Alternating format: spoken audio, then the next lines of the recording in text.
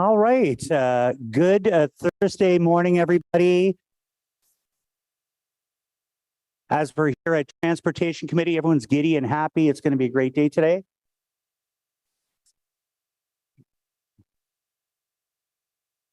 So before we begin, Chrissy is going to turn the speaker off. We'll be okay.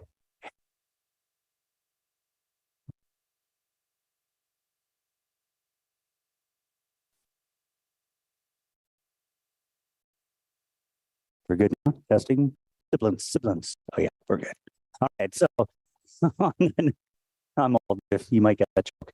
Okay, so first of all, before I do roll call, I'm going to ask members of committee, we got our good friend Wilson Lowe that has decided to be our vice chair pro tem because Catholic Kids is in a well-needed vacation today. So is that okay with committee?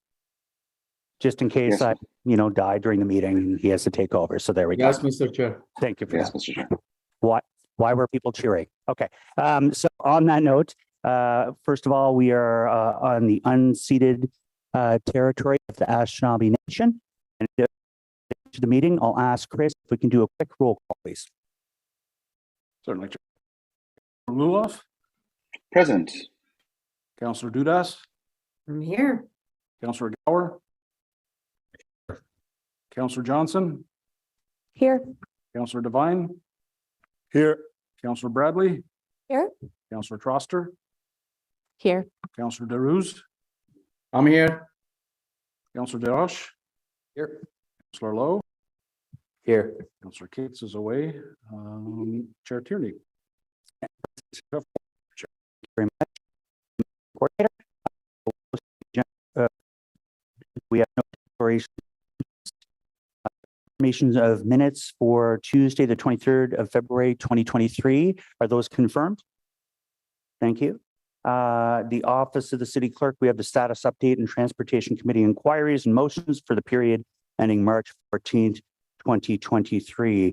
Does anyone want to hold that item or is that carried?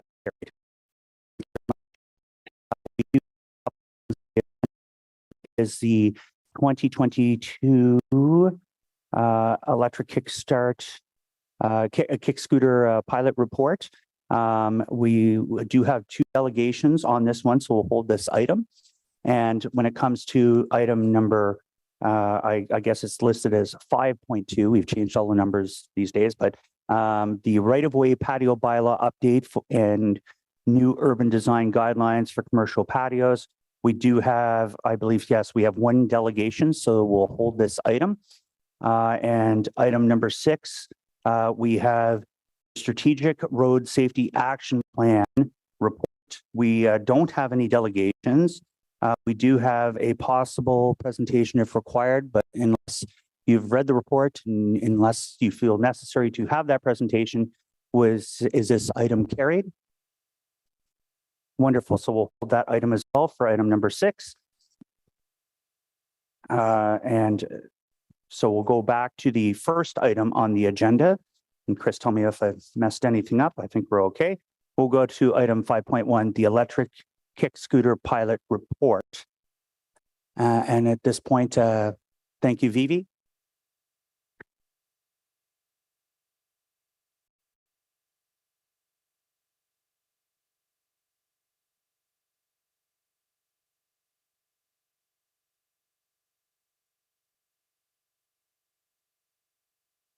And forgive me, thank you, Heidi. You've done a terrific job on this program over the last 3 years. And before we begin, if anyone remembers new members of council, the previous scooter program, I refer to them as the dumb scooters.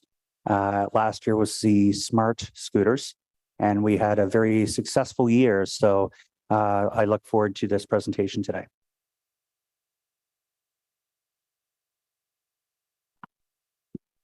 Okay, I'm sorry. I think the wrong slide in French is up there.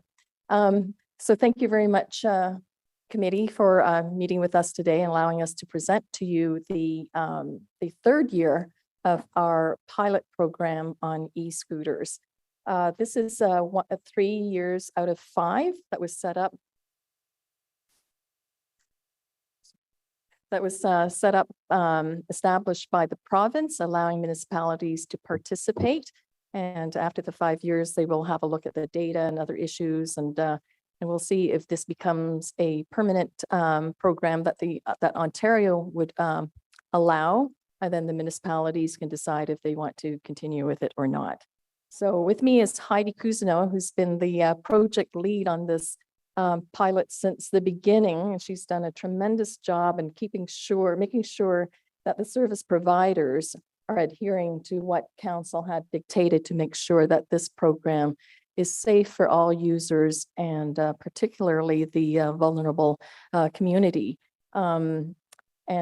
Heidi also worked with a huge team. So I'm going to turn this over to her now to present, and she can talk about the support, the great support that we've had from different service areas in the city. Thank you.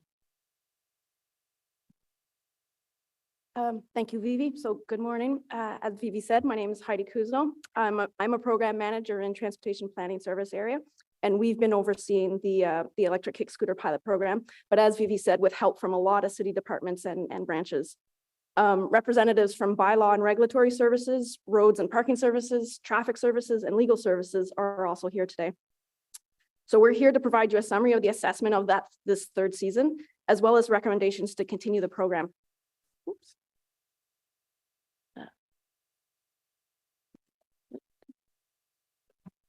Actually, clerk staff are advancing the slides, so we're all good. Next slide, please. Thank you. So before we get into the summary of this year, let me provide a quick background of how we got here. So in 2019, council directed staff to study the regulation of e-scooters and to extend bike sharing pilot provisions to shared e-scooter companies should the province permit their legal operation on public roadways. So in 2020, the province initiated a 5-year pilot program for e-scooters, allowing municipalities to opt in, as Vivi said, if they chose to permit them within their jurisdiction. That same year, council enacted the electric kick scooter bylaw, making it legal to ride e-scooters in Ottawa, and approved the shared electric kick scooter pilot project. The first season of Ottawa's pilot ran from mid-July to the end of October of 2020 with a total fleet of 600 e-scooters provided by 3 companies. In February of 2021, council approved the continuance of the pilot for a second season with some changes. That season ran from end of May to the end of November of 2021, and the fleet size increased to 1,200 e-scooters, provided once again by 3 companies. In March of 2022, council approved the continuance of the pilot for a third season, again with more changes.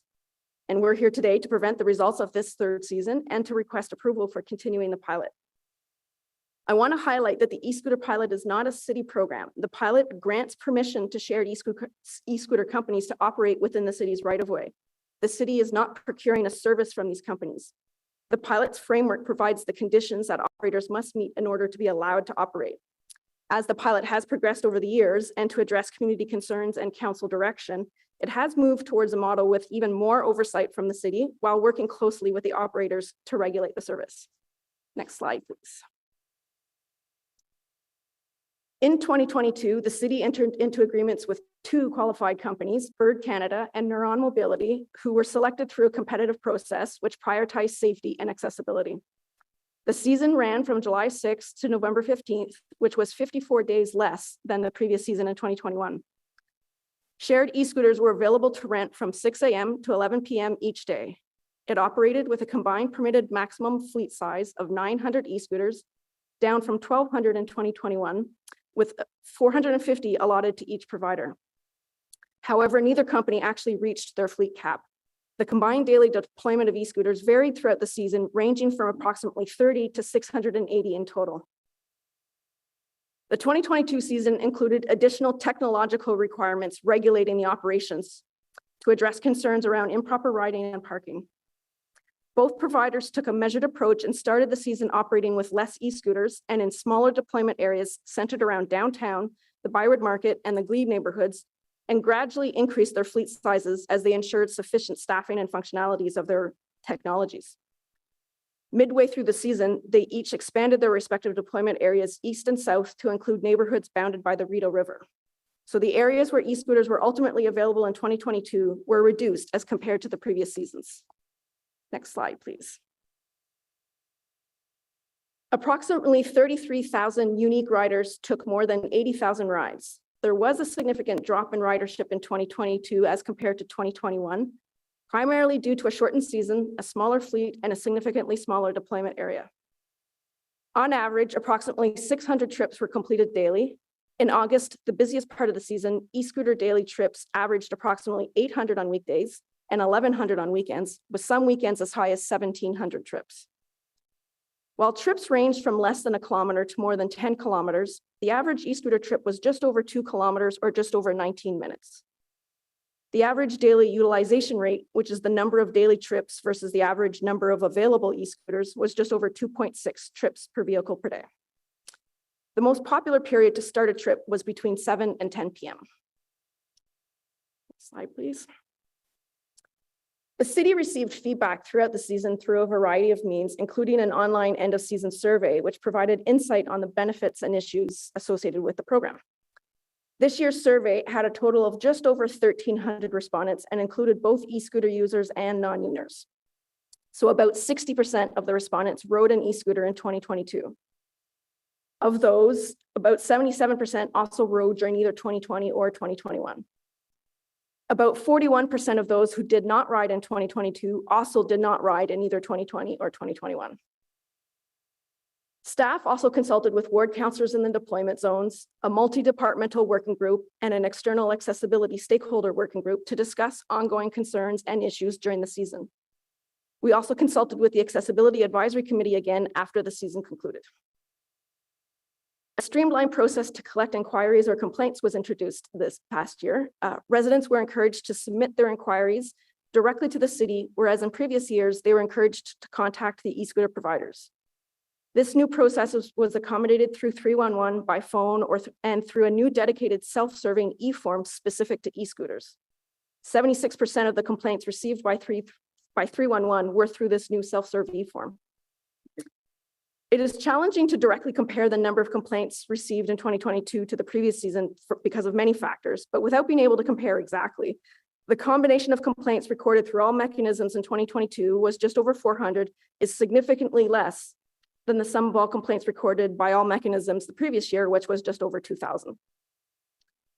Feedback from councillors, the internal and external working groups, the AAC and residents, along with staff experience and observations, have contributed to the development of recommendations for a future pilot season. Next slide, please.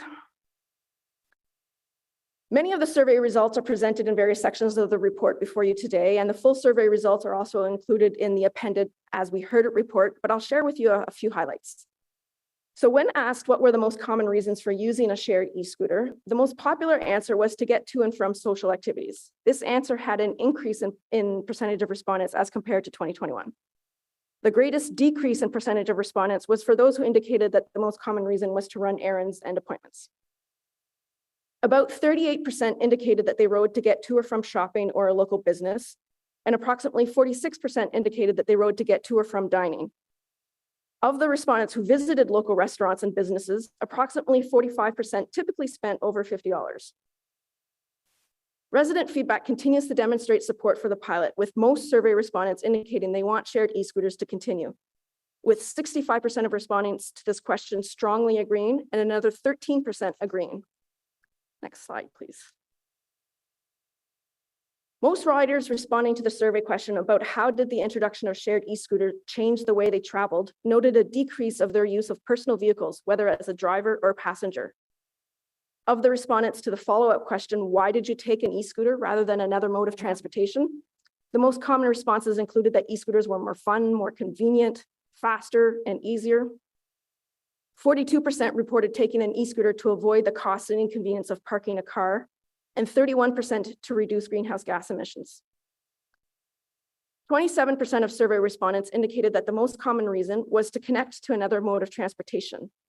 And of these, 64% indicated that they connected to transit, either bus or train. Next slide, please. So the issue of misparked scooters was addressed through higher standards for parking compliance and the requirement that all providers be mandated to operate newer generation of e-scooters with improved technologies. The e-scooter providers had to adhere to a 15-minute response time, which is decreased from 1 hour, to address misparked e-scooters. The most significant strategy to adhere to these higher standards was the implementation of a fully restrictive parking model. The entire area was geofenced as a no parking zone, with parking only permitted in designated parking zones in either a physically designated space, which was marked with signage and pavement marking, or in the permitted areas digitally identified in each of the e-scooters providers' apps. The city increased the number of physically designated parking spaces from 5 in 2021 to 13 in 2022, including both some on-street spaces and some that were sidewalk adjacent locations outside the path of travel.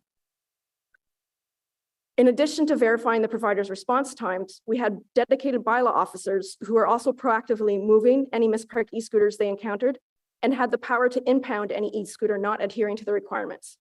One e-scooter was impounded in 2022.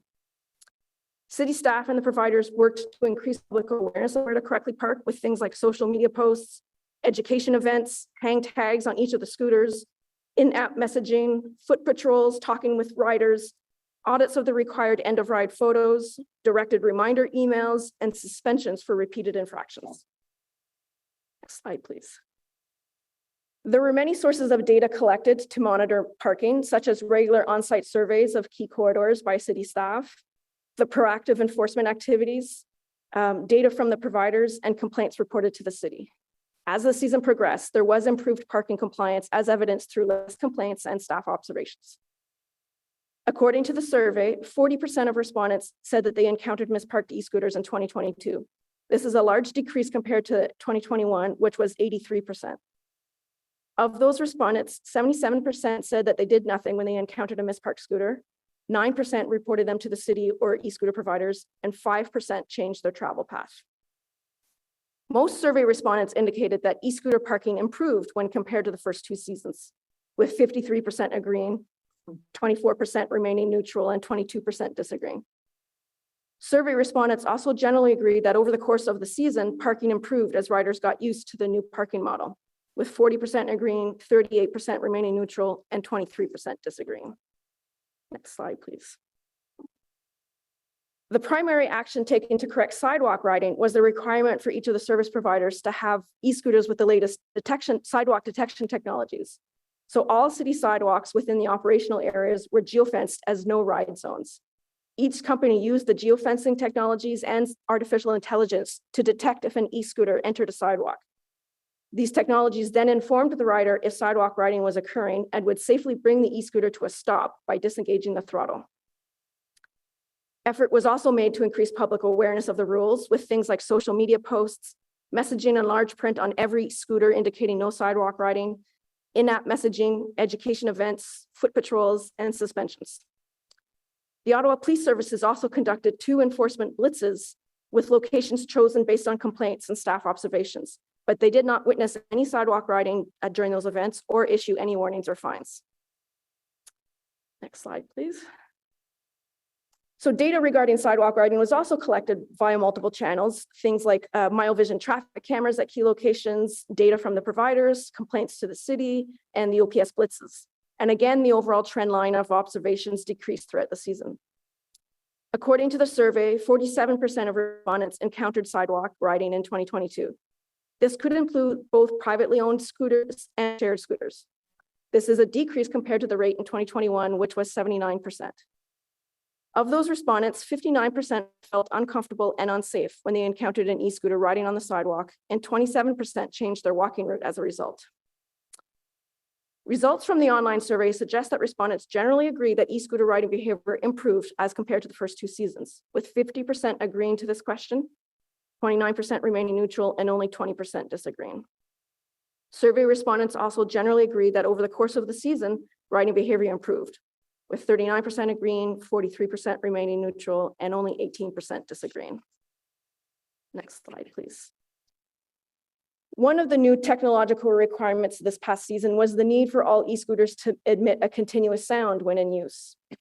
Both providers met the sound emission requirements of their agreements, which consisted of 2 distinct components: a baseline sound emitted whenever e-scooter was in rental mode, and an alert sound that was emitted when the e-scooter was in motion.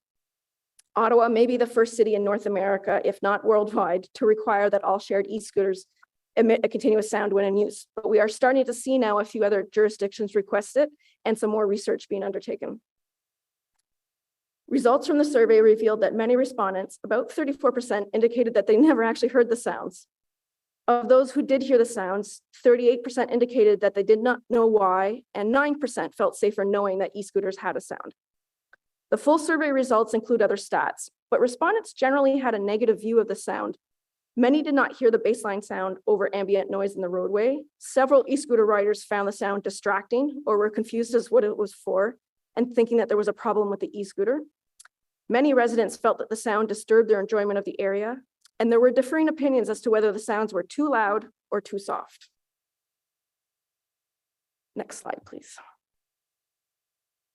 Following the conclusion of the previous 2021 season, the city's Accessibility Advisory Committee passed a motion encouraging council to not move ahead with another pilot season due to safety and accessibility concerns.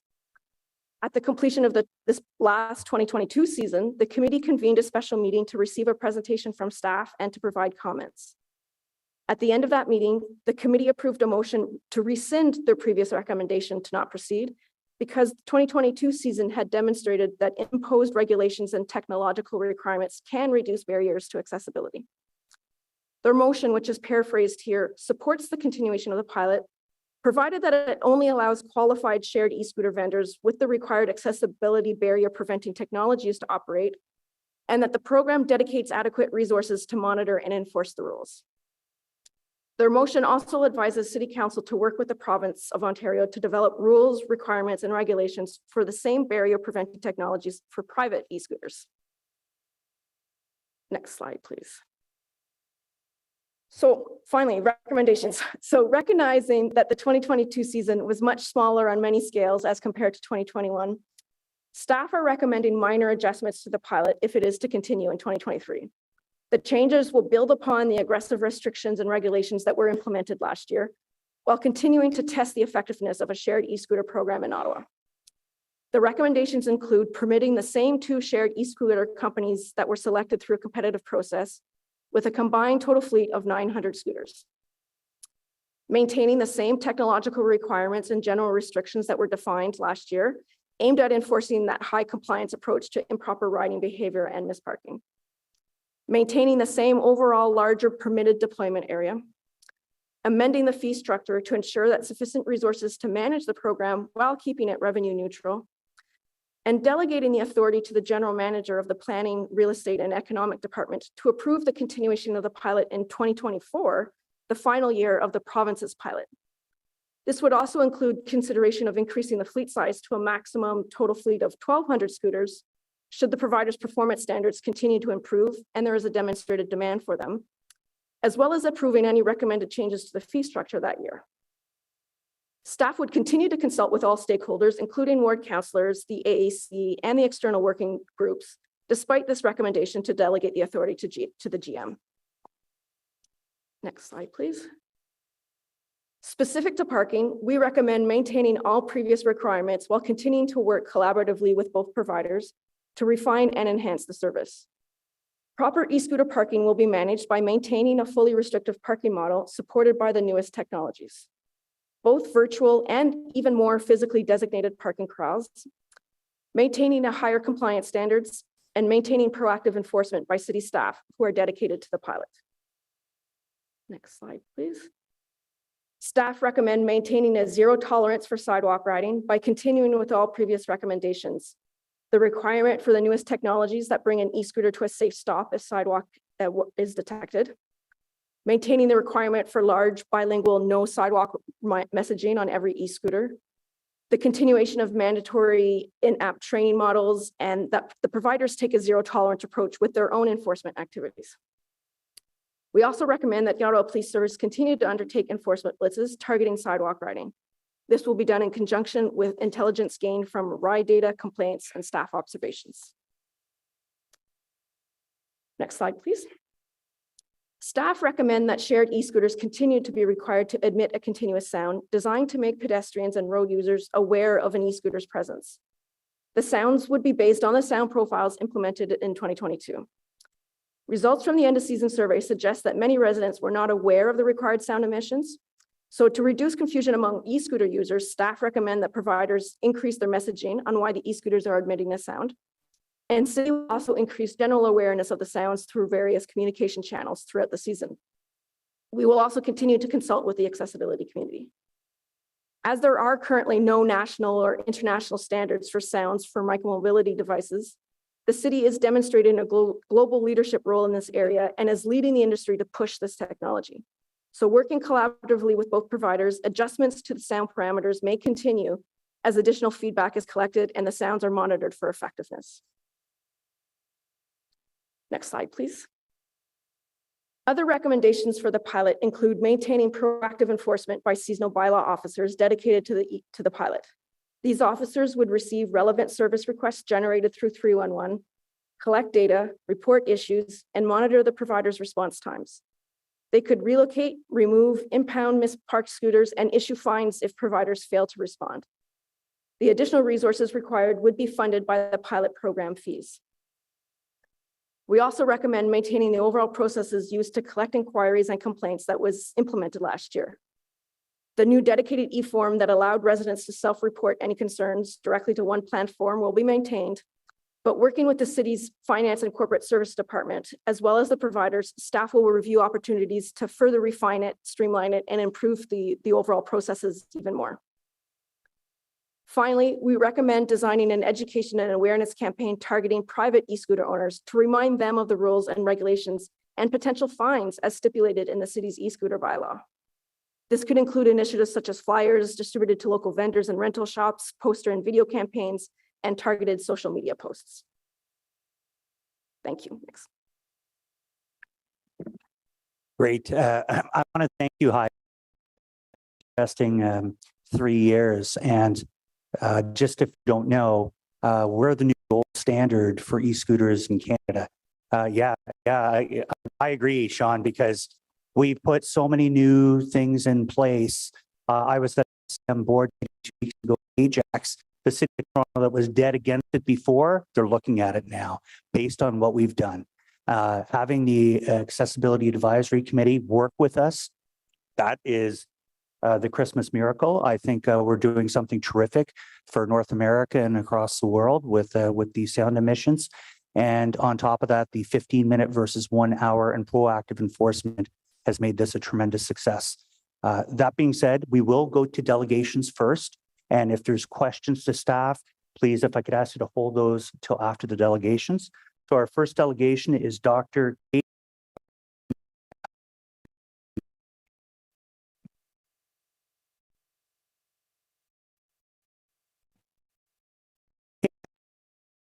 Thank you. Dr. Kate Riccomini, you were very close. I'm trying. You're no stranger to this. You have 5 minutes. The floor is yours. Thank you. Thank you so much for giving me the opportunity to speak today. My name is Kate, and I am the program lead for advocacy and accessible community engagement at CNIB, an organization changing what it means to be blind today. As part of my role, we gathered feedback from our community with regards to their experiences with e-scooters in Ottawa this year. I have compiled that into a report, which I have submitted to this committee as a written deputation. I hope you had a chance to look it over. That report contains the full list of our recommendations for the e-scooter pilot, but I did want to highlight a couple specific things for you here today. I wanted to talk a little bit about technology. It was great to see that all of the e-scooters in the rental fleets had this technology on board, and it really did help to reduce the instances of rider misbehavior. There were less reported incidents of misparked e-scooters and sidewalk riding. However, and I cannot stress this enough, it reduced the problem, it did not fix the problem. E-scooters are still a safety hazard for pedestrians, especially those with sight loss. Therefore, if you choose to continue the pilot into another year, it is imperative that not only do you maintain this technology as we've seen this year, but that you continue to push for it to improve. It helped. There are clearly areas and room for improvement that should be pushed for. Second thing I wanted to talk about is the sound emissions, which is another thing I was really glad to see. e-scooters make a sound now, and that's great. However, is chosen tended to get lost in even moderate traffic. So if a couple cars are going by, I could no longer hear the e-scooter, which defeated the purpose of them having a sound in the first place. When e-scooters make a noise, it needs to be consistent across the entire fleet, from other, and loud enough to be heard over traffic. Whether this means just turning up the sound on all scooters or using some of that geofencing technology we saw this year to play a louder noise on busy streets and quieter noise on quiet streets, I'm not sure. But again, what we have is a good first step, but not there yet. I did also like the near scooters who told you outright when you were riding on a sidewalk, stop doing that. Very hard to ignore, which I think is really great. And I like that idea on rental e-scooters. My final point is to talk about private e-scooters, because we've spent a lot of time throughout the first year of the pilot focused on rental e-scooters, and it makes sense that more of them. However, as more people try out e-scooters, more people have been buying private e-scooters, and all of the technology that we saw on the rental e-scooters this year, the digital parking spaces, the geofencing, technological sort of like speed governors that prevent the e-scooter from going above the speed regulated by the bylaw, all of these things aren't present on private e-scooters. So for private e-scooters, we cannot rely on technology to force good rider behavior. And so I think scooters not be ignored or disregarded as we go forward. Therefore, I recommend that any enforcement efforts focus not just on rental scooters, but also on private e-scooters to make sure the bylaw are being followed by e-scooters as well, whether they're in the core or in the suburbs, whatever they're doing, whoever owns the e-scooter, and that education efforts are targeted to private e-scooters as well as to rental e-scooters to make sure that riders of private e-scooters understand that they also must follow the regulations of the bylaw, and the fines or impounding or whatever happens as a result of infractions will also apply to them. This could include targeting shops that sell e-scooters as well. I'm not quite, but definitely cannot ignore private e-scooters. In sum, I think the e-scooter pilot this year has made some improvements. I'm glad to see that city staff have taken into account our recommendations from previous years. But what we have now is a first step. It is not enough. E-scooters still pose a safety hazard and an accessibility barrier for pedestrians, especially those with disabilities. And while it's great for the city to have other options for transportation, some that might be more convenient, more this once again cannot come at the expense of pedestrians. Thank you. Great, Kate, and I appreciate the work over the last few years on this. I think we've come a country mile for sure. And obviously when it comes to private, with the provincial rules, I know that obviously there's some problems there. We have more challenges when it's the fleet that is within our city. It's easier to control that. I know Councillor Leeper is a very safe private scooter operator, maybe some others, and certainly we're taking those points. We do have a question from Councillor Troster. Hi, Kate. Thank you so much for being here. So you Thank you. mentioned, so the suggestions you mentioned to improve accessibility even more, so making the sound potentially distinct or louder, and you're suggesting taking a look at better regulation for private scooters. Are there other safety features that the city imposed last year that you think can be improved, or new ones that you think need to be added? Yes. So in the written report, I did list, I want to say, 8 or 9 different recommendations surrounding the e-scooter pilot. and sort of continued improvement to technology and to the sound admission are definitely part of that. Continuation of more physical parking spaces and bike infrastructure is another one. After all, if there is more and better bike infrastructure that e-scooters can also use, that will hopefully encourage them to ride in bike lanes instead of on sidewalks. More physical parking spaces, maybe making those physical parking spaces more appealing to private e-scooters, like having a rack or a post that they can lock their e-scooter to, as they're probably not going to want to just leave their e-scooter in the, just sitting in the street like you might with a rental e-scooter. Continued education and enforcement. I like the sound of having seasonal bylaw officers to make sure that these things are being what's the word I'm looking for? People are making sure to carry out enforcement on infractions, making sure that applies to private e-scooters as well, making sure that for the rental e-scooters, information for reporting an e-scooter is available both in Braille and in tactile large print lettering. This year, I believe one of the e-scooter companies had large print tactile information, the other one did not, because not every blind person reads Braille, but of those who don't, they probably read large print, and so having that information in both formats is really useful. And yeah, I think that summarizes most of my recommendations. Like I said, they are laid out in detail in the report. Thank you. I appreciate that. Clearly, that suggestion to have the warnings in Braille so that if you encounter and tactile large print. And I tactile, cannot that's stress that it needs to be both. Okay.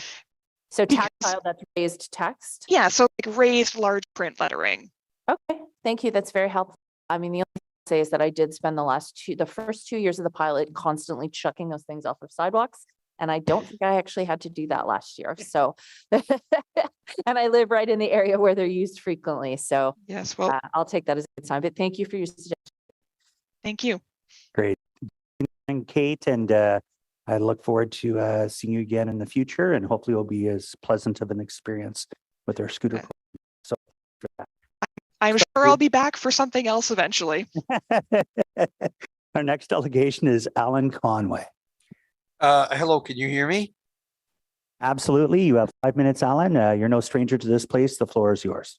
Okay, well, I don't think I'm going to need 5 minutes, but that's fine. No, we are really, I can't, Kate has really summarized many of the things that, that are certainly of concern to us. And we need to really make sure that we have some kind of robust monitoring that is maintained so that we can ensure the pedestrian safety. This is still a major concern, for us as blind people. And I can't stress enough the need for a public awareness campaign. It's interesting that Heidi mentioned that there were people who weren't aware of why that sound is there. So I think it's important to keep stressing this and to, of course, make sure, as Kate has already suggested, that this sound is loud enough to be heard above ambient traffic. I don't know how it's decided on what streets or on what basis you would decide whether a street is a quiet street or not. That seems a bit subjective to me, but it certainly might, this is kind of an interesting idea. So the public awareness is important. So there's also the matter of insurance. If there are accidents that take place, who in fact is responsible? There are children as young as 12 who are apparently allowed to drive these vehicles. And if there is an accident, I think, continuation of this pilot has to address that matter, and because it's extremely important. And we haven't seen anything yet, as far as I know, that really clarifies the situation. Another matter that is of particular interest to me as a guide dog handler is the risk to injury to my dog. If these things are driving in the wrong places and people are careless about how they do it, an injury that potentially could cause a dog to, for example, be injured to the point where it can't work anymore, represents a major problem for the handler who has to deal with that. The school that I deal with, which is the Seeing Eye in Morristown, New Jersey, and it's, by the way, the oldest guide dog school in North America. They have their waiting time, if something happens to a dog who ends up having to retire, is 4 to 6 months, and it's actually longer because they're still trying to work their way through a list of people who applied when the pandemic was a bigger problem.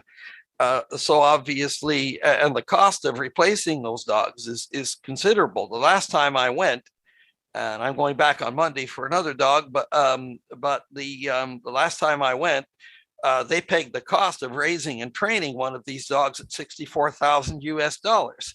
Fortunately, we don't have to pay that to have them. Otherwise, I certainly wouldn't. But we are obviously concerned about protecting our dogs in this particular situation.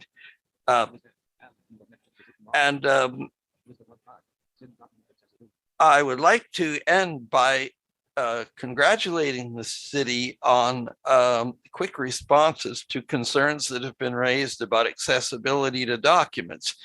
One of our members made it very clear that he had an accessibility problem. This was dealt with at least to some extent, but there are still apparently some problems for screen reader users trying to get access to the documents, and the work on this really has to continue. But as far as that goes, you're off to a very good start. I have no further comments, so if anybody has any questions, I'm certainly prepared to answer them. Right down to the final 5 seconds, Alan. So that was terrific. It's like you've done this before. So I don't see any questions from committee, but I know there'll be a couple questions to staff members. And just for clarity, our bylaw, it is 16 years old and over from our ride companies plus private as well. But we do take your point to ensure that those laws are being enforced. So thank you very much for coming out today. I'm looking to committee members. If you have questions to staff, this is your time to do it. Councillor Troster. Thank you very much, Chair. So I represent Somerset Ward, which is one of the areas where the e-scooters are very active. And I'll tell you, residents have very, very strong feelings. They either love them or hate them. There isn't much anything in between. I will say I'm very, very impressed by the increased safety and accessibility features that were brought in. I do have a bunch of questions. The first one is, will the pilot start earlier in the season this year? So yes, it will start earlier than last year. We are expecting that it would start around May 15th. Okay, that's great. And can you speak to how the deployment area was determined and your understanding of why it was not fully utilized? Because we didn't get anything west of Booth Street, correct? Correct. So we, the deployment area is determined by the companies themselves. We give them where they are allowed to operate, which is generally in the sort of the central core of the city. And then they chose where to set up their deployment.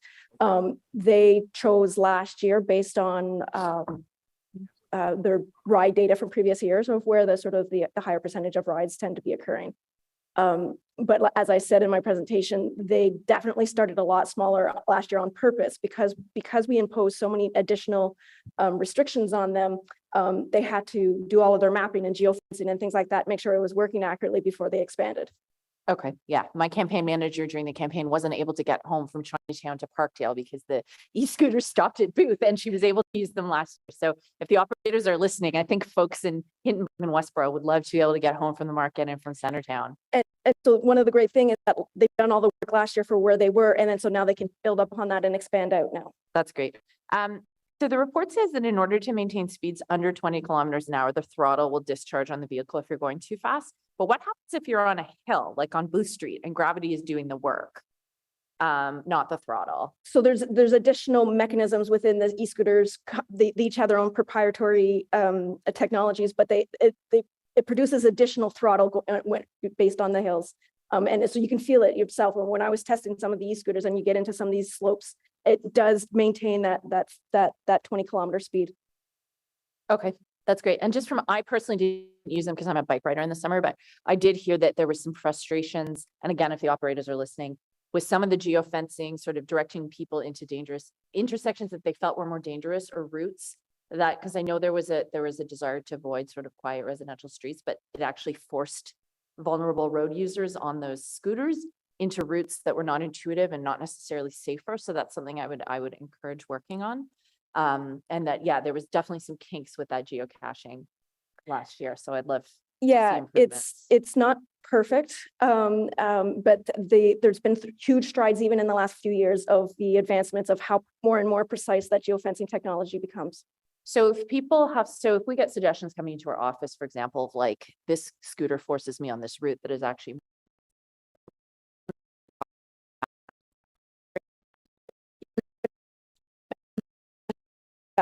throughout the season, we are constantly making tweaks. City staff are out there testing things, and we are constantly making tweaks, refining the geofences where we come up with things that we've observed. That's great. Well, and I'll just say, I mean, my strong preference in the future is for us to look at some sort of city bike share that's similar to Patio, that isn't entirely managed by private operators, because I know we've tried that twice and they're very, very hard to maintain. But in the meantime, we do need some sort of micro mobility solution. So I'm inclined to support continuing this pilot, even though I know my predecessor voted against it because of genuine accessibility concerns. But I am very encouraged to see that the accessibility committee has rescinded their objection. So I just hope we can keep working to make it better. And I do hope that staff and the operators will take that suggestion about the tactile print and the braille on the actual scooters. I think that's a great suggestion. Yeah. Thank you. Great. And thank you, Councillor. And I just want to let members of the committee know the two operators are very excited to have us out for a scoot at some point, and in the hallways of City Hall, John. But actually, when Mother Nature lets up, they want to get out there and try it out themselves. And they're also very open to expanding areas. I've spoken to them very closely. It's funny, when we started this adventure back in the day, media, where it was kind of like, oh, the scooters are problems. And then last year, they were actually the opposite, saying, why aren't they out yet? Where are the scooters? So I think that speaks volumes. Forgive me. Sorry about that. Councillor Bradley. Thank you, Chair, and thank you, staff, for the presentation and for all your work you've done to make this pilot project a success. My question is around recommendation number 6, which is to delegate the authority to staff to continue the project into 2024. What I heard from the presentation is that each year we've made quite a few changes that makes the project more successful and more user-friendly. And so I'm just concerned, are we going to miss out on the ability to make any changes that we see to improve the project in 2024 if we don't have a report that comes back through this committee? No, I think we would still be allowed to make and refine the program and continue improvement. We will continue our consultation with councillors and we will make the recommendations. It's about delegating that decision to our general manager to continue the pilot and approve what changes that we recommend. Perfect, thank you. Great, thank you, Councillor. Councillor Lowe, or Vice Chair Lowe today, sorry. Councillor Works. Thank you. The concerns that were raised with continuous sound, both the residents and the people who kind of advocate on behalf of people who have sight difficulties. So part of my ignorance first, what is the sound that gets emitted? Is it just a beep?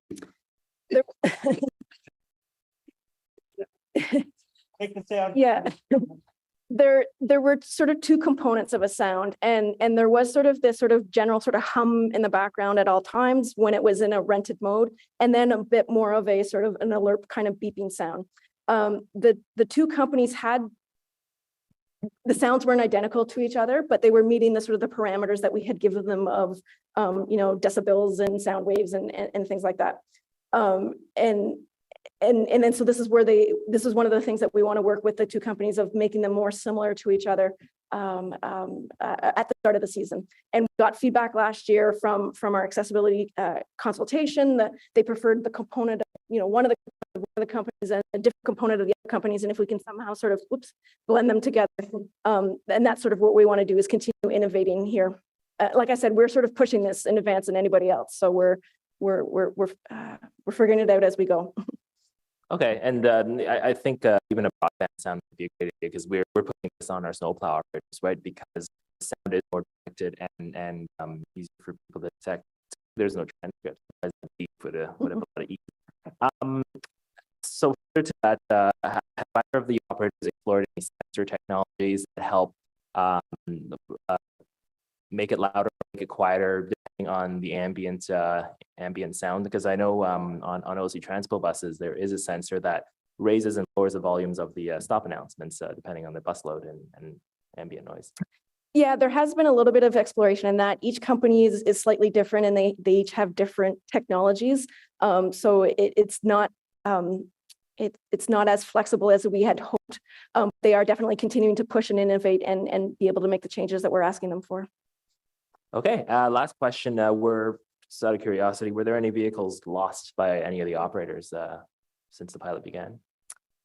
Well, since the pilot began, there have been a couple that have been, yes, but they try to recover as many as they can. But there have been a couple that when they emptied the canal, they found a couple there.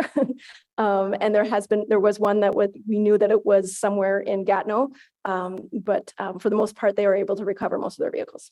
Okay, great. Thanks very much. Thank you. Thank you, Vice Chair. We have Councillor Gower, Councillor Devine, Councillor DeRoche, and Councillor Plante. Councillor Gower. Thanks, Chair. I know it's not strictly speaking part of the scope of this report, but the question came up around regulation of private e-scooters that are outside of this program. Can staff just remind us, is that all regulated in terms of where they can be used or any accessibility features? Is that all regulated by the province, or does the city have any role at all or ability to have a role in regulating private e-scooter? So under the provincial pilot, there's the sort of general HTA of vehicles and the rules of the road under HTA. And each municipality that opts to participate in the pilot, we have to have a bylaw where they are allowed and where they're not allowed to operate. In terms of imposing technological restrictions or components of these scooters, that's the of what the city can impose.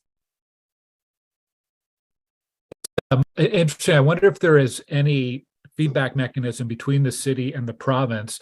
For example, on the issue of the audible indicators to help with, well, obviously there's been some work done, some research done, some lessons learned through our pilot. Does that get communicated up to the province to inform them in how they're perhaps regulating future safety features on scooters in our program? Absolutely. We share our results of our pilot with the province, and in fact, we're participating. They are conducting a safety review, and they've chosen 4 municipalities across the country, and Ottawa is one of them. And then so we are in regular communication with the province and sharing all of our feedback with them. Okay, super. I'm glad to hear that. Thank you for the update today. Thanks, Chair. Great. Thank you, Councillor Gower. Councillor Devine. Thank you, Chair. Thank you, staff, for your presentations. Quick follow-up to Councillor Lowe's comment about sound. I was very glad to hear that we have the sound that we have, because I heard that the second runner-up sound was that song by Pink, I'm Coming Out, So You Better Get This Party Started. So for the sake of, I don't think it's funny, for the sake of everyone's safety, I'm glad that we didn't go with that sound. So I am definitely supportive of this program. As we've heard, there still are a lot of improvements that can and I trust will be made. But from this year to last, this is clearly a big scoot in the right direction. Waka waka. So Heidi, I think I meant it when I gave that little bit of applause before. I think you should be proud of what you've done here. It's one thing to give, to help support the birth of something, but it's another thing entirely to do the work that sees that thing grow and mature responsibly. And from what we heard, this program being getting the approval of the accessibility community, this program being seen, as I heard, as the gold standard across Canada. And if your work helped persuade Toronto to overcome its own doubts and adopt this program, that is a fantastic accomplishment. So I think you and your team should all be proud of that. I just have two questions for you. Like I said, of the program, but I just two questions, one based on financial implications and one going a little bit back on a safety issue that Councillor Troster raised. On the financial implication of the program, I'm just seeking a bit of clarification. So staff stated in their report that the intent of the program is to be revenue neutral. And I assume that it means to be revenue neutral within its own operations. But my question is whether or not there's potential for revenue loss across other areas, specifically transit. And I ask this because even in the slide you put up there earlier, there was reference to how e-scooter use has led to a decrease of 44% in ride share usage and a decrease of 39% in driving vehicle usage, both of which are laudable, praiseworthy stats. But there was one statistic that was in the report that wasn't on the slide. Observed a net 9% loss in people in transit.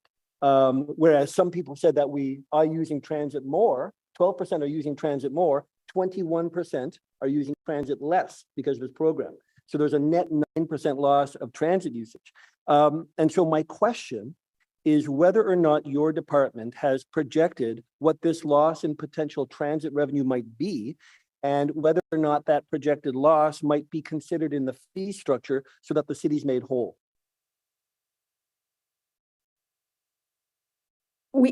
We have not estimated specifically for loss in revenue from a transit perspective. The program is sort of seen as another mobility option in addition to transit. The fees that are collected are, as we said, to remain sort of revenue neutral, and it's based on our sort of our general cost estimates. We definitely have some fixed costs with signs, pavement markings for the parking spots, and dedicated bylaw officers and whatnot. But there is sort of a balance at the end of the day of some additional fees that may be coming in that sort of make up for some of the other things.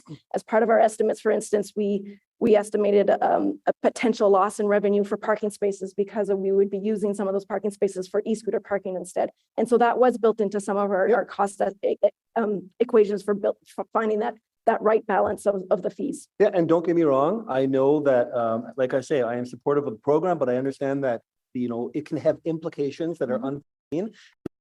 I wouldn't, and not that this is a question to the chair of transit, but I would, oh no, I know that. Sorry, I meant Glenn. I meant Councillor Gower as transit. But knowing that transit has its own issues to face when it comes to revenues, I would hope that there's at least cognizance between the two departments that one department's success may have a financial implication on the other, and that maybe remedies to the fee structure can come from that.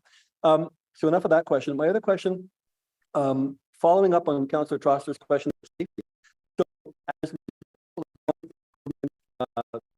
what to detect with GPS geofencing so that the scooters do not ride up on sidewalks. But one issue that we saw in the report that has arisen from this new tech is that when riders get close to the sidewalk, the tech detects that they are on the sidewalk and it forces the motor to slow down, which some riders, when the motor forces them to slow down, they either consciously or not, they swerve back into traffic to untrigger that slowdown mechanism. So the safety mechanism is leading to a behavior that puts them back at risk. And so I know that you mentioned that you are constantly, and the operators are constantly looking at tweaks, but has that behavioral shift to put somebody back into potential safety question, has that been analyzed? And are the operators aware of that? And might the geofencing improvements issue? So we are aware concerns, and we're continuing to observe and refine things. And then we may, if there's a particular location that is a particularly tricky, we may add in some additional signage, some additional protection in those particular corridors. We are, like as I said, we're constantly tweaking as the GPS technologies are also getting better and better and better and more precise. Great. Thank you very much for this program. Great work. Great. Thank you very much, Councillor. Councillor DeRoche. Yeah, thanks, Chair. Thank you for the presentation. And I don't have much of a line of sight on this program in terms of its day-to-day operations. So I'm pleased to hear that from some of the colleagues from the downtown core that it's moving in the right direction, and certainly seems that way. I guess I'm interested on the enforcement side and just the mechanism that we're choosing to enforce them. I certainly understand the use of the Ottawa Police for certain more serious legal violations. But is there any thinking to down the road that we would allow some self-enforcement by the contractors in this case, or by the suppliers for some of the more kind of minor offenses? I know my colleagues might say they're not minor, that they're on the sidewalk.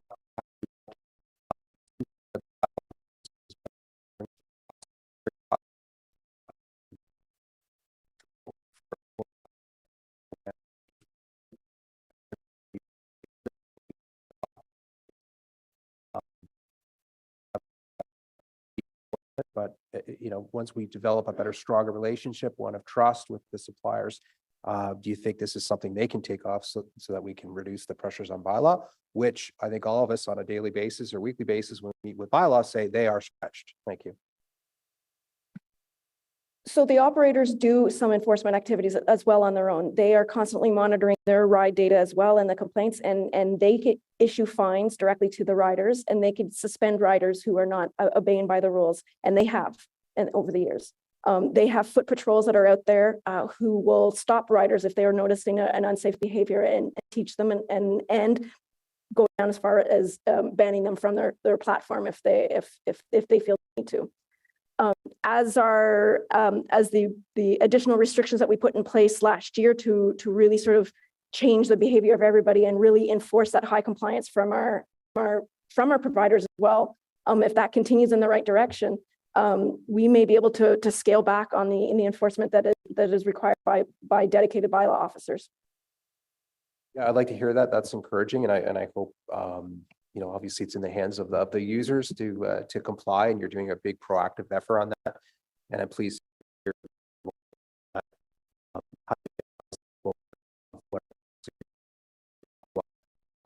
on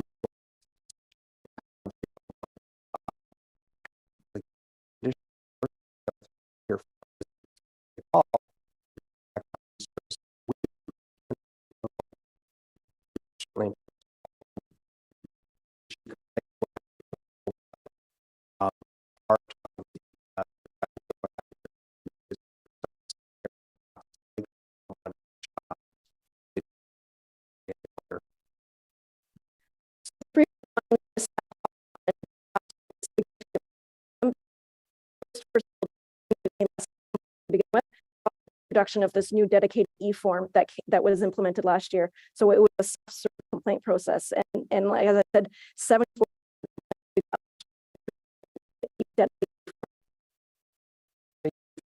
answers.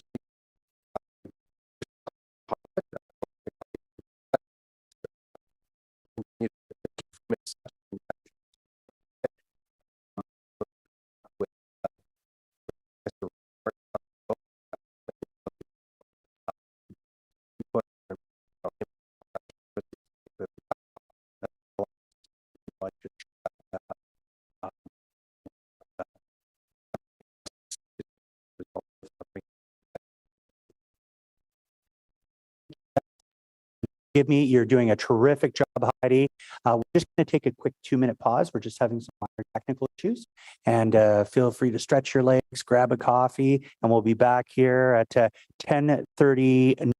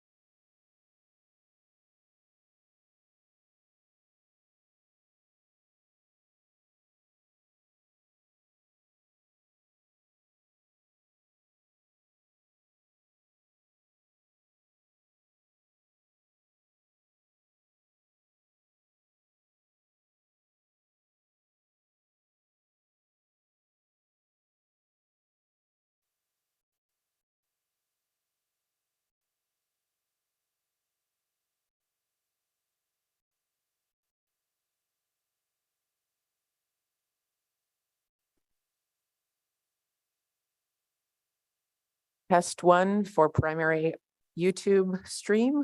Test 1, 2, 3, 1, 2, 3.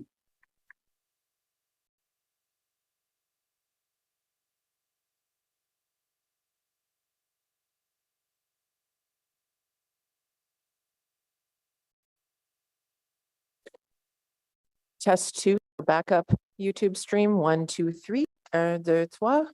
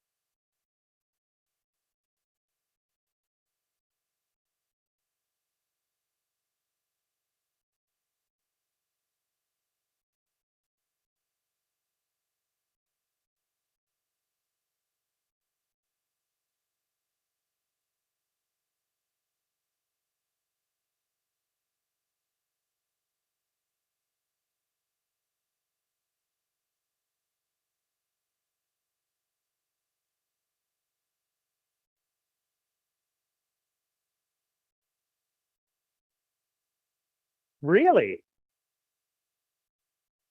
Wow.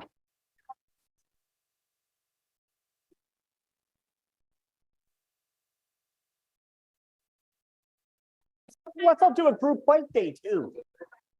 Wear the helmets or we'll get crucified by the media.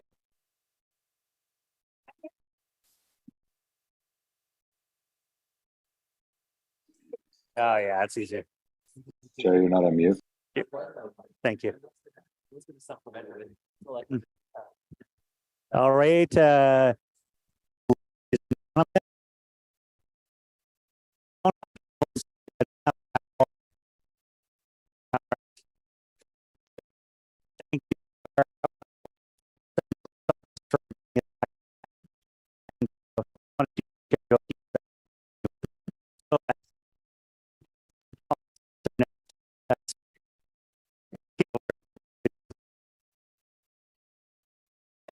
Est-ce que vous m'entendez? Oui. Parfait. Merci d'être là aujourd'hui. Merci pour les merveilleuses présentations. I apologize if I'm doubling up on any previous questions. I had to run and make a quick phone call and I missed the beginning. And I was just wondering, and Conseiller Desroches talked about this a bit of the piece.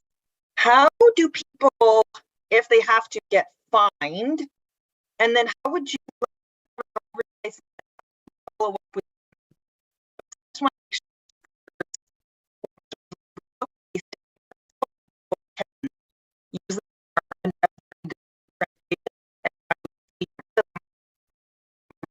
riot, but I just want to make sure that we are keeping them accessible, like if people don't have credit cards, that kind of thing.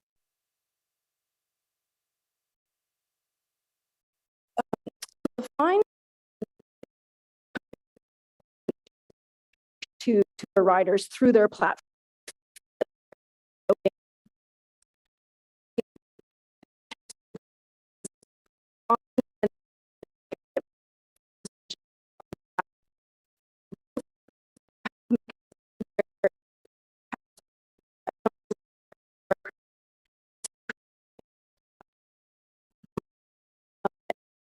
And contact them directly, and then they sort of can sort of contact their customer service and through an SMS text to computer that way. Okay. And then it's then the we have additional fines that are in within the city bylaw, that would be just sort of a regular ticket, just even as a cyclist who may have an infraction against the city bylaw, that we could issue a fine for things that are against the city bylaw. All right, and it's just a suggestion, maybe worth doing some sort of partnership with OPL, so that way people can like rent a scooter or have a scooter for a certain amount of time, and then it's kind of like we do for museums, and then they can use them without a charge. It's just a suggestion. Again, it may already have been mentioned. I'm just going to throw it out there. And then the other thing is, I know you said for the enforcement it is bylaw. Do police ever get involved in ticketing people? How does that work? Or is it just bylaw? So it's police and bylaw. So police would be responsible for things that are moving violations. And so last year they did 2 specific blitzes, but they didn't encounter anybody that were doing anything in violation to issue a warning or a fine. The previous year they did issue some warnings and fines underneath under the city's bylaw. Okay, great. And then my last part is just a bit of a comment as well, is what I'm seeing too in some meetings about a development, especially in the Sandy Hill area, is people bike share. Is there any plan to use this as a sort of gateway drug to a bike share program? So our colleagues in roads and parking services have previously presented to council a recommendation in terms of where the city may go one day with a bike share program. Definitely lessons learned from this will definitely feed into that any kind of future program that could come for the city for sure. Okay, thank you so much, and thank you for the work you're doing, and I will hold off that student riot. Thank you so much. Thank you, Councillor. I'll go to Councillor Johnson and then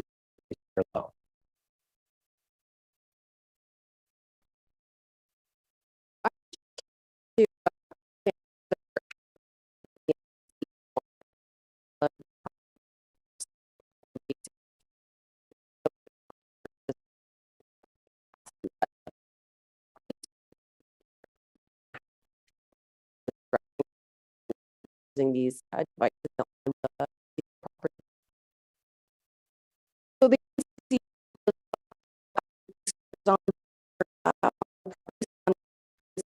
roads, but they fully understand they don't want to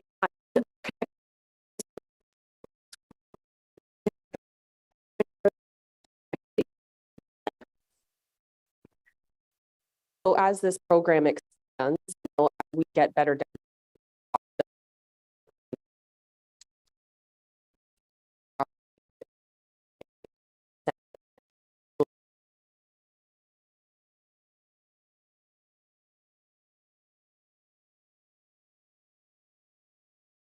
At the federal level, there still is no sort of direction or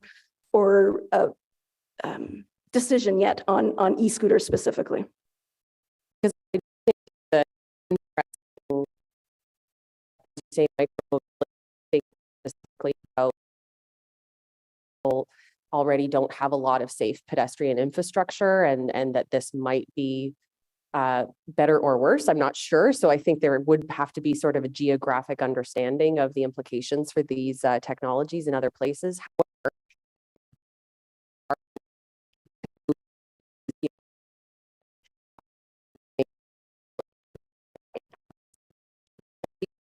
be a really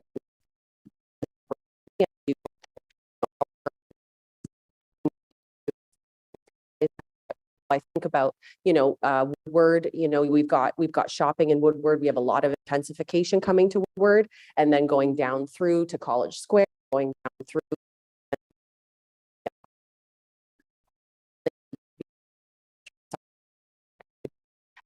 Otherwise, we are going to be seeing the situation where we push them onto baseline or we push them onto Iris. And I think that will cause a lot of concerns, especially with on-street parking on Iris. And like, it's just, it becomes a little trickier. So I'll look forward to working together with you as it expands. Thank you, Councillor, and completely agree. And we hear those comments quite a bit. We hope the NCC gets on board one day. There's a lot of uptake on this.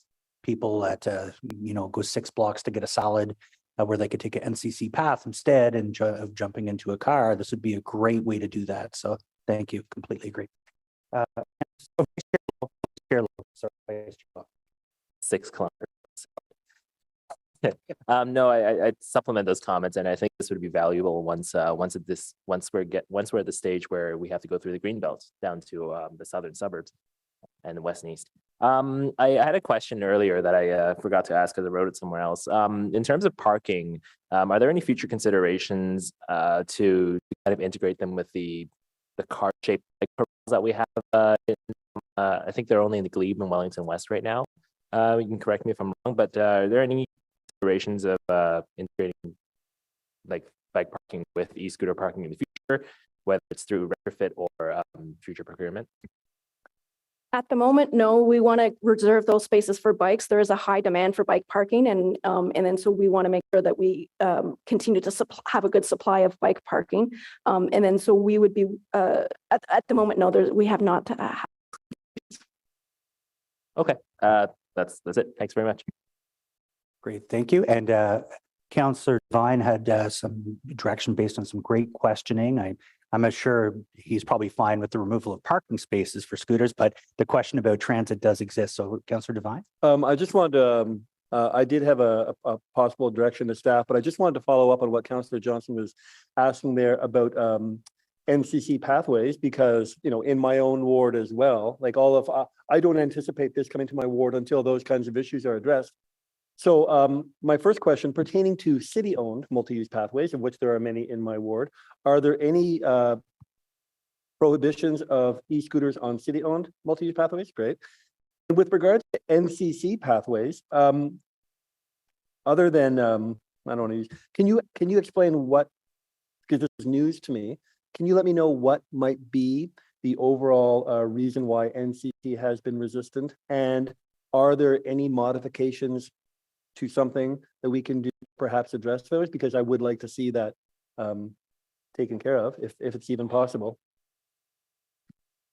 Well, so like I said, so nationally, there's still no regulations pertaining to e-scooters. Each province is sort of dealing with on an individual basis. And so right now in the province of Ontario, it's still a pilot of whether we would allow e-scooters on provincial roadways. And that's why it's still a pilot here within Ottawa. So the NCC's position is still that they do not want to allow these on their facilities yet. That may change in the future, but right now the position is still no. And is that they don't want to allow it because that would set precedent nationally?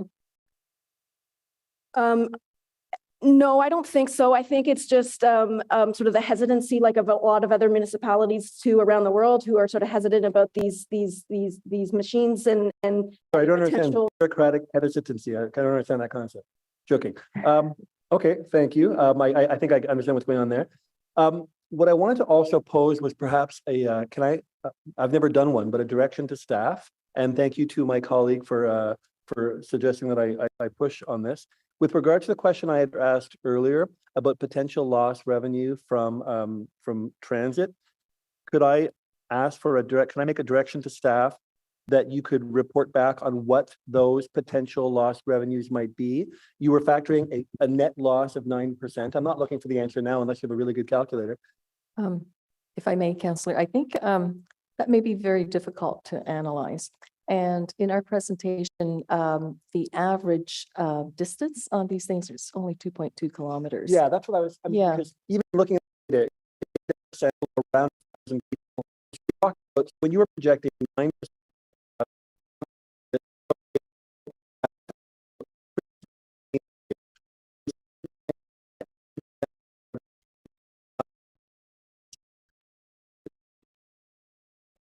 I'm reassured. Thank you. Okay, thanks.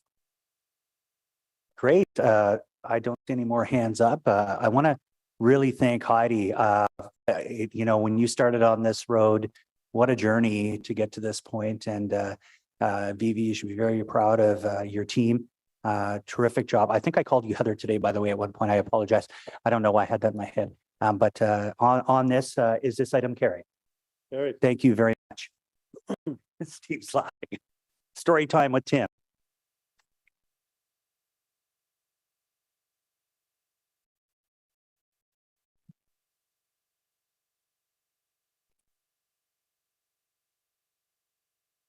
Thank you, Mr. Chair. For those who are watching this meeting on YouTube, we were having intermittent audio issues with the primary live stream.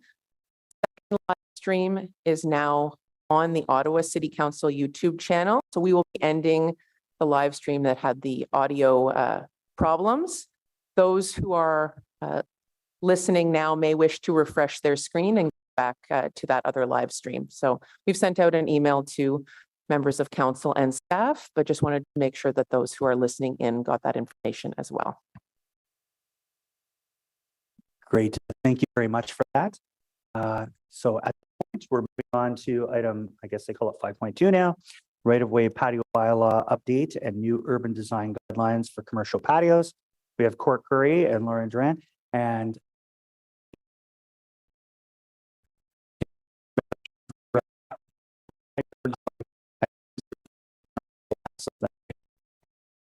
thank you.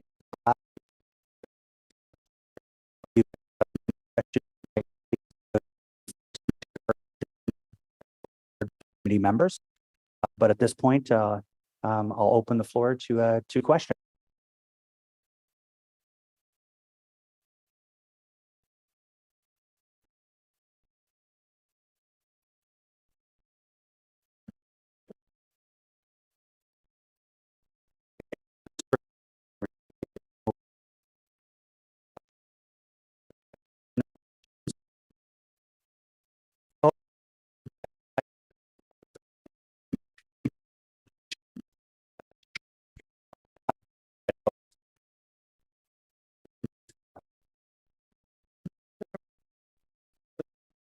Thank you. Good morning, everyone. I do have oh, here it comes, a presentation. So the association very much supports the addition of patios along traditional main streets. They really do enhance and animate the street and provide eyes on the street for safety. We've got at least 15 in Hintonburg. But there are some issues, and we worked with right-of-way staff, and they've been responsive to most of the concerns. We still have some existing concerns. Slide 2, please. So most issues don't repeat, but regular education and reminders are really important to try to keep the clear pedestrian path to at least 1.8 meters. And the patio creep happens, as well as A-frame migration into the pedestrian path, and they need constant reminders. Next slide, please. We're pleased to see the guidelines requiring a 2-meter clearway, as 1.8 meters, which we have right now, is not quite enough with bikes, carriages, dogs attached to the street infrastructure, which really narrows the path. But we do have some concerns. So in the suggested design details, it requires the unobstructed path of 2 meters, but it also states the path should be as straight as possible for easy navigation. And we really agree with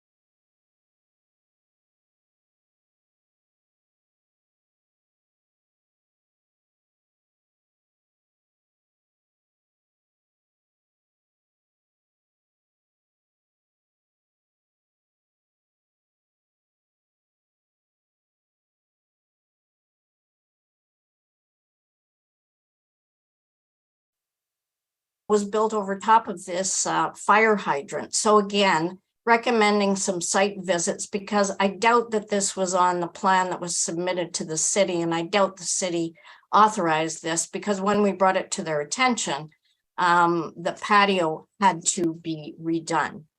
Next slide, please. We also have concerns about the tree canopies. So this is on city right of way, and perhaps the tree will survive, perhaps it won't, but we're losing our tree canopy every day. And so this is a concern. So we're happy to continue to work with right-of-way staff to ensure that patios enhance the community and work for everyone, for safety and for accessibility. But that proactive checking, I think, would help, and perhaps something in the middle of the summer. Because putting pedestrians at risk to accommodate patios really isn't a great fit. Thank you. Thank you again, Cheryl. You always give a good delegation. I'm looking around the table. I don't see any questions, but I'm sure it will generate questions to staff. So thank you for your delegation today. Thank you. At this point, do we have questions to staff? Councillor Trost. Hi, me again. There's a lot of patios in my ward. So yeah, I will say I would really like to hear how the city can monitor to ensure that we're not creating those choke points that the delegate just mentioned. My only concern with patios, frankly, are accessibility concerns.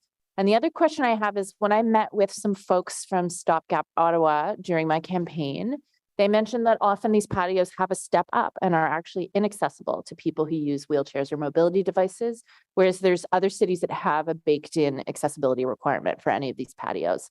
So I'm just wondering if you could speak to those two issues. Thank you. Through you, Chair. Thank you for the excellent feedback and the questions, Councillor Troster. In terms of the accessibility lens, it's certainly one that we put on all patios when we're reviewing and issuing permits. We do conduct site visits and accessibility walkabouts when issues are raised. So we have done accessibility walkabout in both Byward and in Hintonburg to address any issues that are raised. And we certainly look to inspect and address any issues as they arise. As part of the question about the accessibility, we do have the guidelines now, which again reinforce the need for patios to meet accessibility design standards. Obviously, when we're doing the permitting process, we look for all of these things, but quite often there is some inspection component that has to happen after the fact. So we appreciate the feedback also from Hindenburg Community Association, and we'll continue to work with them on addressing any issues that arise within the right of way. Okay, so if a business constructs a patio that is not wheelchair accessible, is that something that someone could report to bylaw to bring it into compliance? Yes, that's correct. That's great. And yeah, I'm just wondering if it's possible to have signage or something to remind guests not to block the sidewalk. I think what I read during this report is part of the issue is not even necessarily the way the patio was initially set up, but then the creep that kind of happens over the season. So, any sort of public education or signage, I think would improve the situation. But overall, I am supportive of lively street life, and I've heard nothing but good things about the loosening the regulations in the way that we did during the pandemic. So I think folks do want to see this continue, but I do want to make sure that our sidewalks are accessible. Completely agree. Thank you for that. I'm going to go to Councillor Plante, if that's okay with Vice Chair Lowe. Councillor Plante. Oui, merci beaucoup. I was just wondering, I had a couple questions about, if it's okay to ask the questions about the 2 a.m.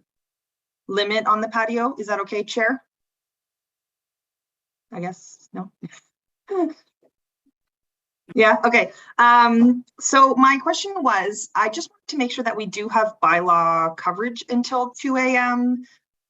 In the areas where we will be allowing the patios to function. The reason I say that is there were quite a few actually complaints about people who were, I don't know why, using like at 2 a.m. starting to play instruments and stuff on these patios in the Byward. And Chair Tierney, I can tell you it was not Nickelback worthy. And so they were just wondering if bylaw could be summoned to deal in those situations, as I was not clear as to how late they function, especially given the busy patio season we have ahead.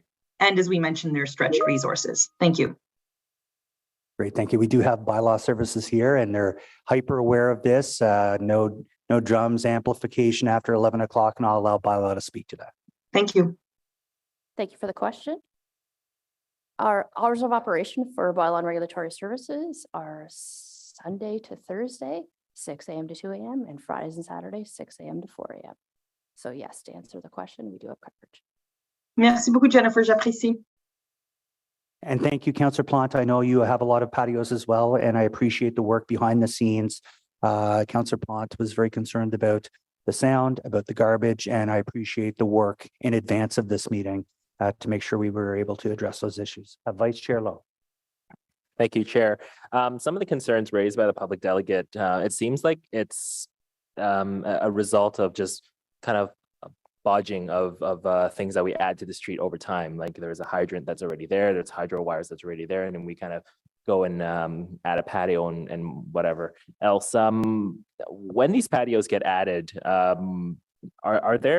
is there something similar to what like a utility circulate? You know how in road construction we do a road utility circulation? Is there something similar like that so that every stakeholders involved, so the concerns can be circulated and communicated? Through your chair, that's an excellent question, Councillor Lowe. Yes, we do a circulation for all new patios, and so those elements are reviewed. Thank you. And then supplementary question. There was an interesting photo of one of the patios that had a canopy over a fire hydrant. Is that legal? Through your chair, that would not be considered appropriate. And it sounds like in that instance, the patio was removed. I'm assuming it does not meet building code, and there's certain separations from something like a fire hydrant that are required. I believe it's 1.5 meters. Thank you. And then lastly, in instances where like public art can be shifted to kind of help improve accessibility in the sidewalk, can we do that, or do we need to involve the original artist because maybe the placement had something to do with the art itself? Through you, Chair, we certainly could work with our colleagues in public art to see if that's an option. I don't know if it would be in some instances, so we would have to determine how permanent the piece is and whether or not it's appropriate on a case-by-case basis. Thank you. Yeah, it seems like there's one or two that can actually maybe be integrated into part of the patio, like that the fire hydrant art with the camera and Melrose, I think. Thank you. Thank you very much. Great. Thank you, Vice Chair Lowe. Your bronze statue we will ensure is not in the encroachment in the future. That being said, I'm looking around the table. I don't see any hands up. I want to thank all you guys. You've done a terrific job on this. So on this item, is this item carried? Thank you very much, folks, and thank you again. I'm on to the next, and I forget the acronym. We don't have speakers on it, but the Strategic Road Safety Action Plan Annual Report. Very exciting, positive story. We like to have positive stories. We like positive stories that don't involve snow as well. So this is a good news story here.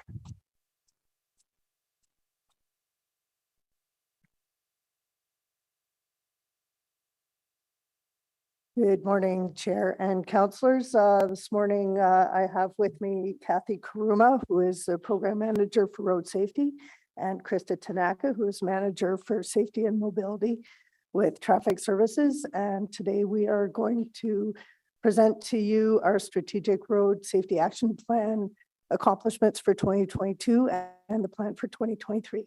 I'll pass it over to Kathy now. Thank you, Chair. Good morning. Next slide, please. So just to provide some background on the 2022 to 2024 Strategic Road Safety Action Plan, the City of Ottawa developed its first multidisciplinary action plan in 2023. The first iteration of the program ran from 2003 to 2011 under the banner of Integrated Road Safety Action Program. In 2012, the Safer Road Ottawa program was launched as the city's second road safety action plan. The 2012 plan was the first of its kind in Canada to adopt Vision Zero type wording in the goal and vision statements. The plan saw a 14% reduction in the overall fatal and major injury collisions between 2012 and 2016. In 2017, the direction from council was provided to update the road safety action plan, specifically taking into consideration Vision Zero principles, community consultation, a self-funding model, and a communications plan. Next slide, please. City Council approved the 2020 to 2024 Strategic Road Safety Action Plan in December 2019. The plan has a theme of Think Safety, Act Safely, and focuses efforts and resources where they are needed the most to have the greatest impact on reducing collisions resulting in serious injury or death. The vision of the plan is a comprehensive and proactive strategy for making Ottawa roads safe for all road users.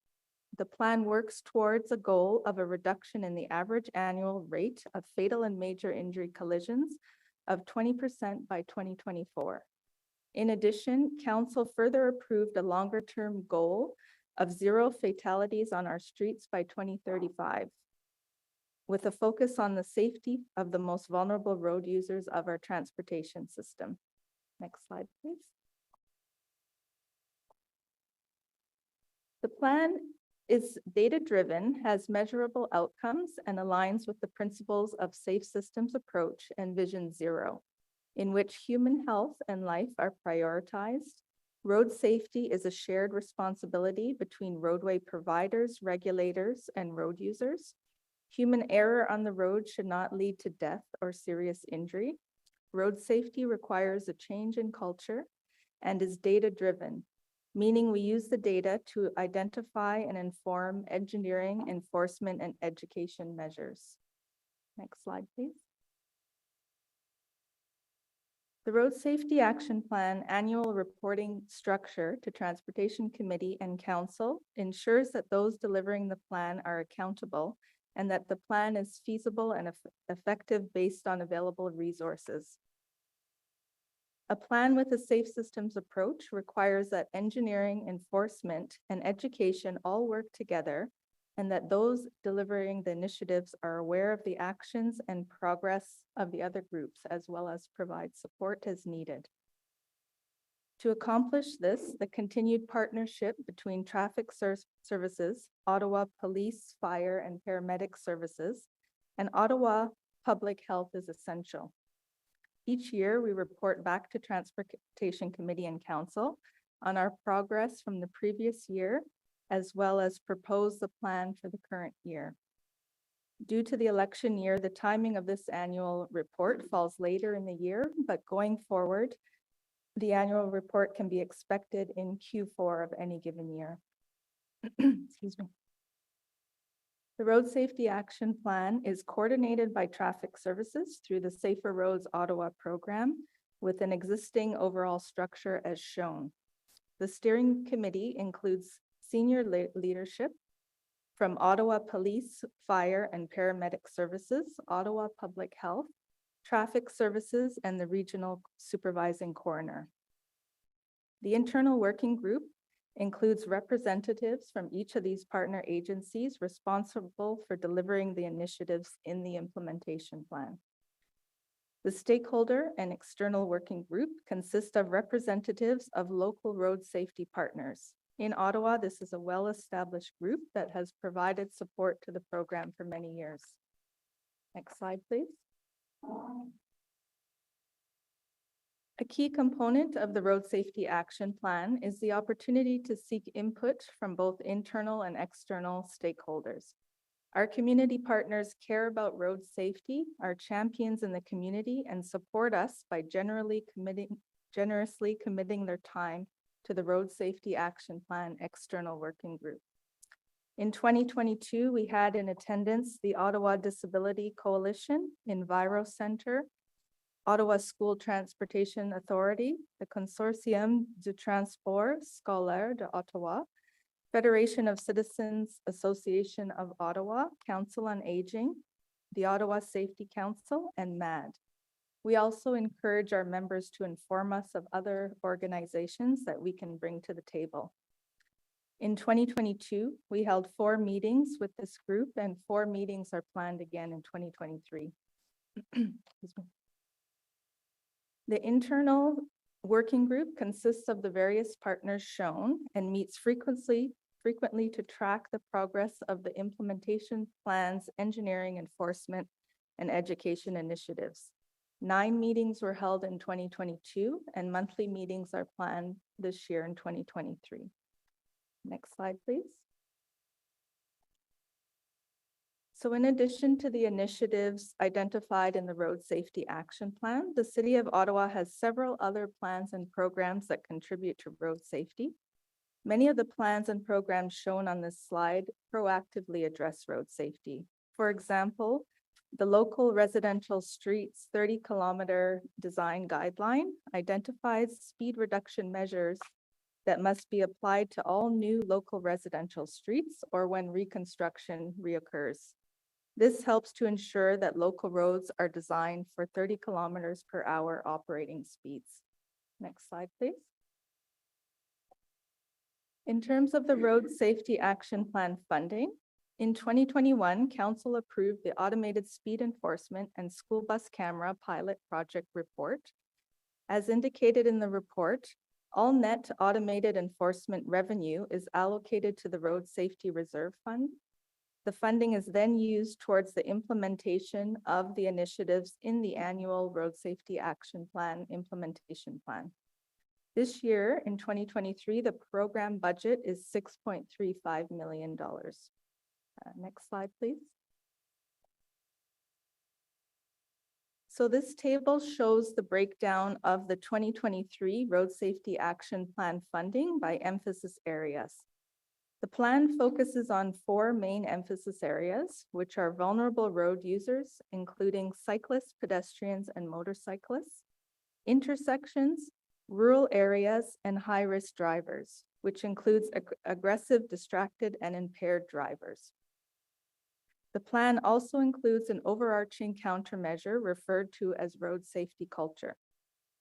These emphasis areas were developed through an in-depth review of historical collision data for the City of Ottawa, as well as internal and external consultations held during the development of the 2020 to 2024 Road Safety Action Plan.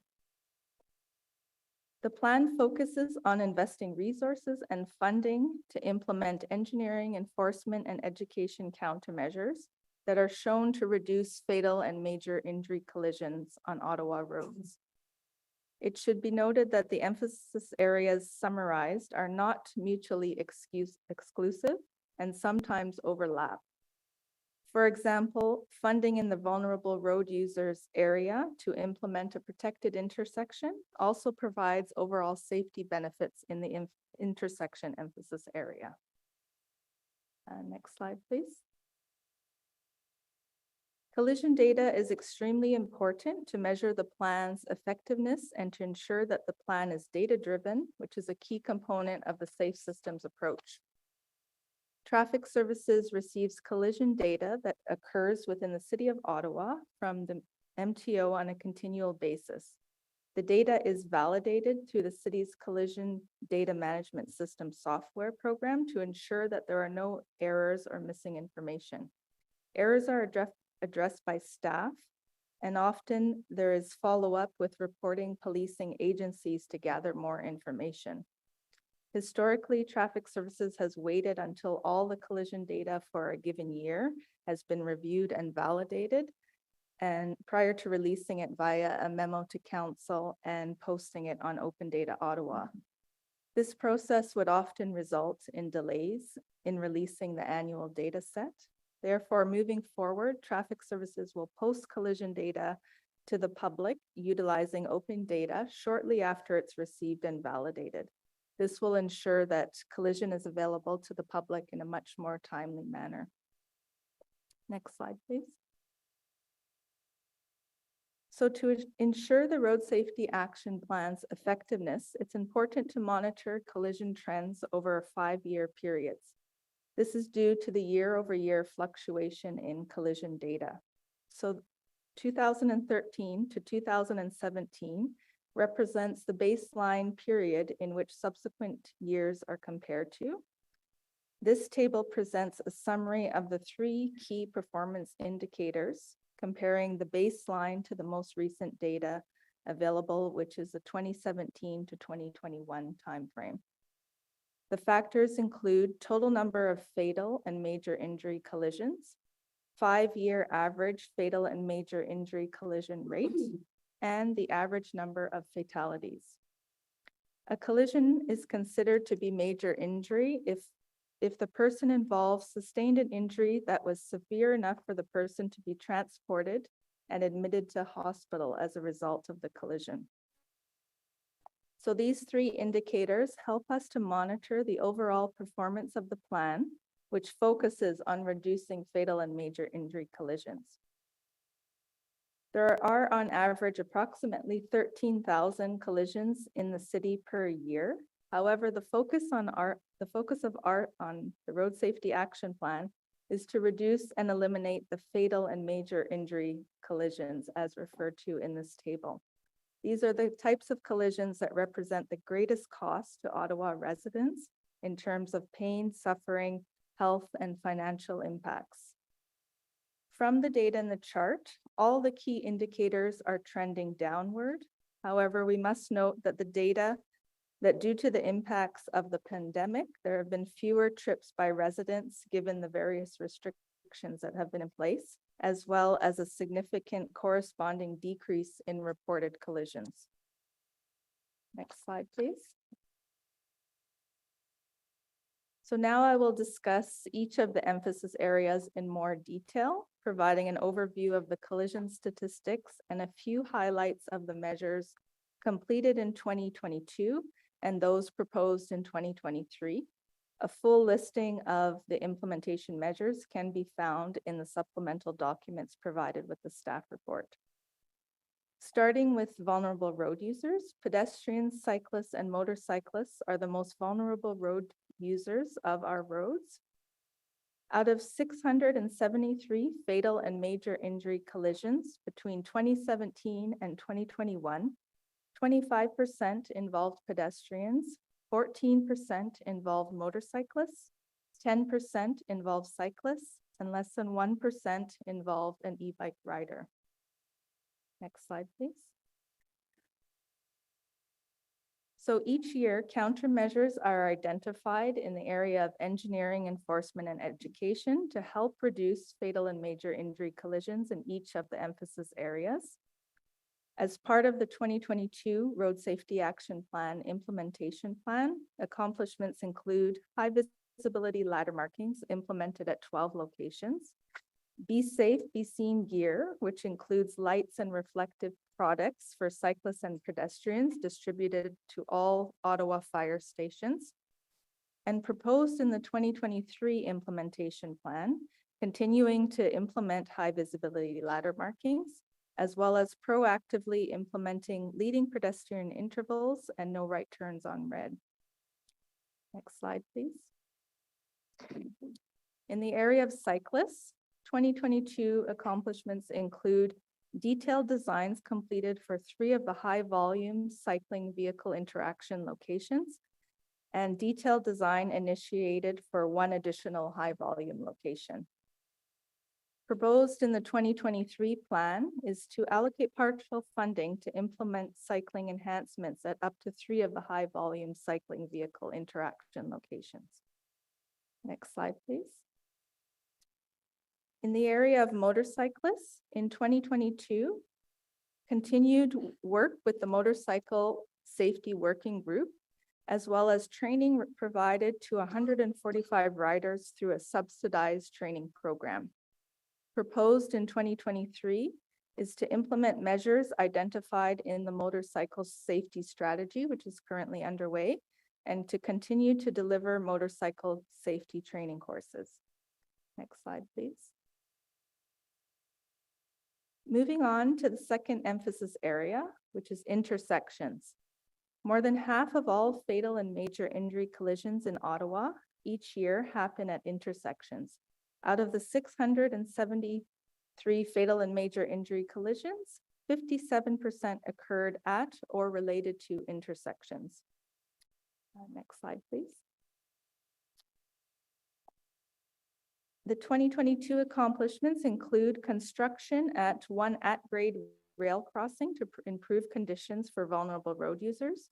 Protected left turn phasing installed at 5 locations. Proposed for 2023 is to continue to conduct detailed safety assessments jointly with the Rail Authority at 4 at-grade rail crossings, and to continue to implement protected left turn phasing at up to 5 locations. Next slide, please. Moving on to the third emphasis area, rural roads. More fatal injury collisions happen on Ottawa rural roads than anywhere else in the city. This is often due to the higher speeds on rural roads, resulting in more severe collisions. Out of the 673 fatal and major injury collisions, 23% occurred in rural areas, and 40% of all fatal injury collisions occurred in rural areas. Next slide, please. In 2022, 23 linear kilometers of gravel shoulders were upgraded on rural roads, and safety edges were installed at 1 corridor during resurfacing. And it is proposed in the 2023 implementation plan to continue to implement safety edges on rural roads as part of resurfacing, and conduct an education and outreach in rural schools related to motorized recreational vehicles. Next slide, please. Our fourth emphasis area is high-risk drivers. Aggressive, distracted, and impaired driving was a contributing factor in fatal and major injury collisions. Out of 673 fatal and major injury collisions, approximately 67% involved high-risk driver behavior. Next slide, please. In 2022, Drop It and Drive presentations were provided to over 700 high school students. 9 automated speed enforcement cameras were installed in the vicinity of schools. Proposed in the 2023 implementation plan is to continue to implement engineered traffic calming measures in the vicinity of 3 schools, as well as the installation of 17 new automated speed enforcement cameras in school areas, playgrounds, and parks, and as a pilot study at high-speed locations. Camera locations were recently released in a memo to Council on February 22nd, and the locations noted in the memo as pending hydro review have since been confirmed. Of the 17 cameras, 11 will be installed in school areas, 2 in areas of parks, and 4 in high-speed areas, as staff were directed by Council to pilot the effectiveness of speed cameras at reducing the number of high-speed drivers and incidents of street racing. For these locations, the data will be collected over the next year and evaluated to determine the effectiveness of the cameras in these areas. The outcome of this pilot project will be reported back to Council and Transportation Committee as part of the Road Safety Action Plan annual update report in 2024. Next slide, please.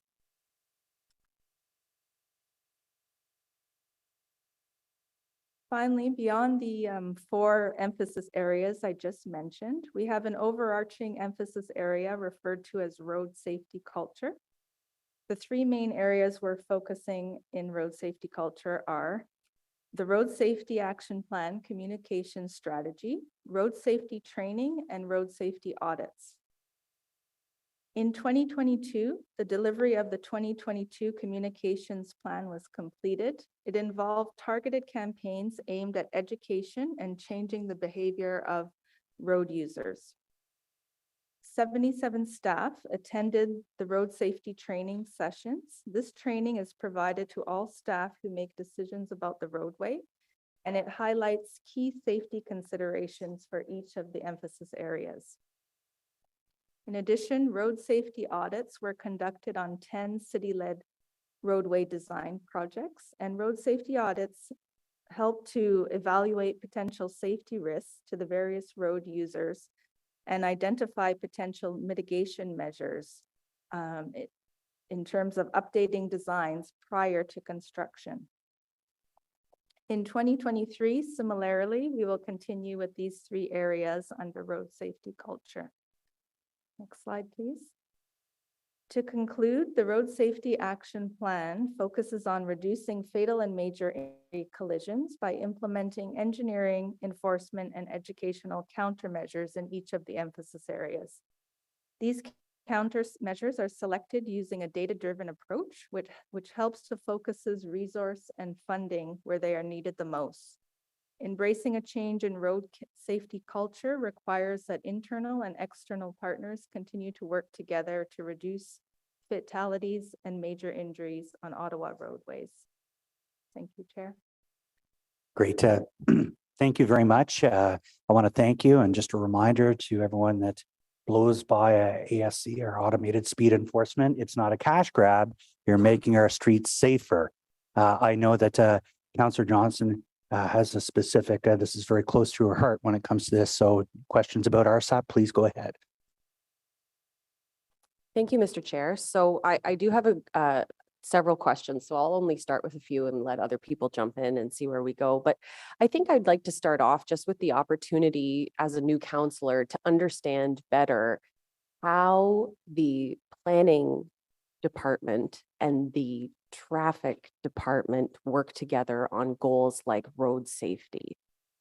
Because without a doubt, what I'm hearing from you in your presentation is that you are focused on traffic engineering measures that would reduce high-speed collisions and work towards zero fatalities. However, I would suggest, and I know that we all know this, that road design and planning is actually one of our largest levers to creating road safety. So I know that some parts of the traffic group, ostensibly traffic groups, sit in planning while others sit in traffic. And I don't understand it. And so I was hoping that we could use this opportunity to explain how this change came to be and what advantages it offers and maybe what disadvantages it might offer to these teams working collectively together on shared goals.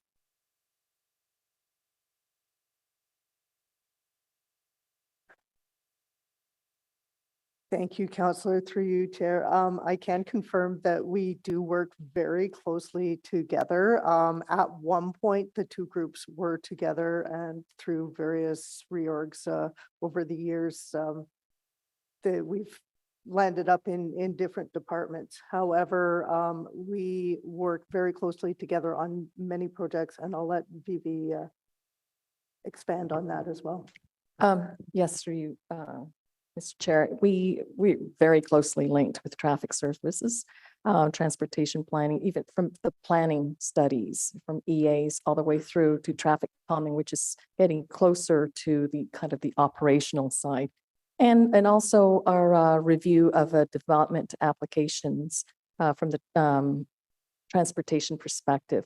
So there's a very, very strong link. Now, some may feel that there is a bit of an overlap for traffic calming, or ours is a neighborhood traffic calming program. And it's because the work that we do has more ramifications when we implement some measures than perhaps a speed hump here or there, very, very localized.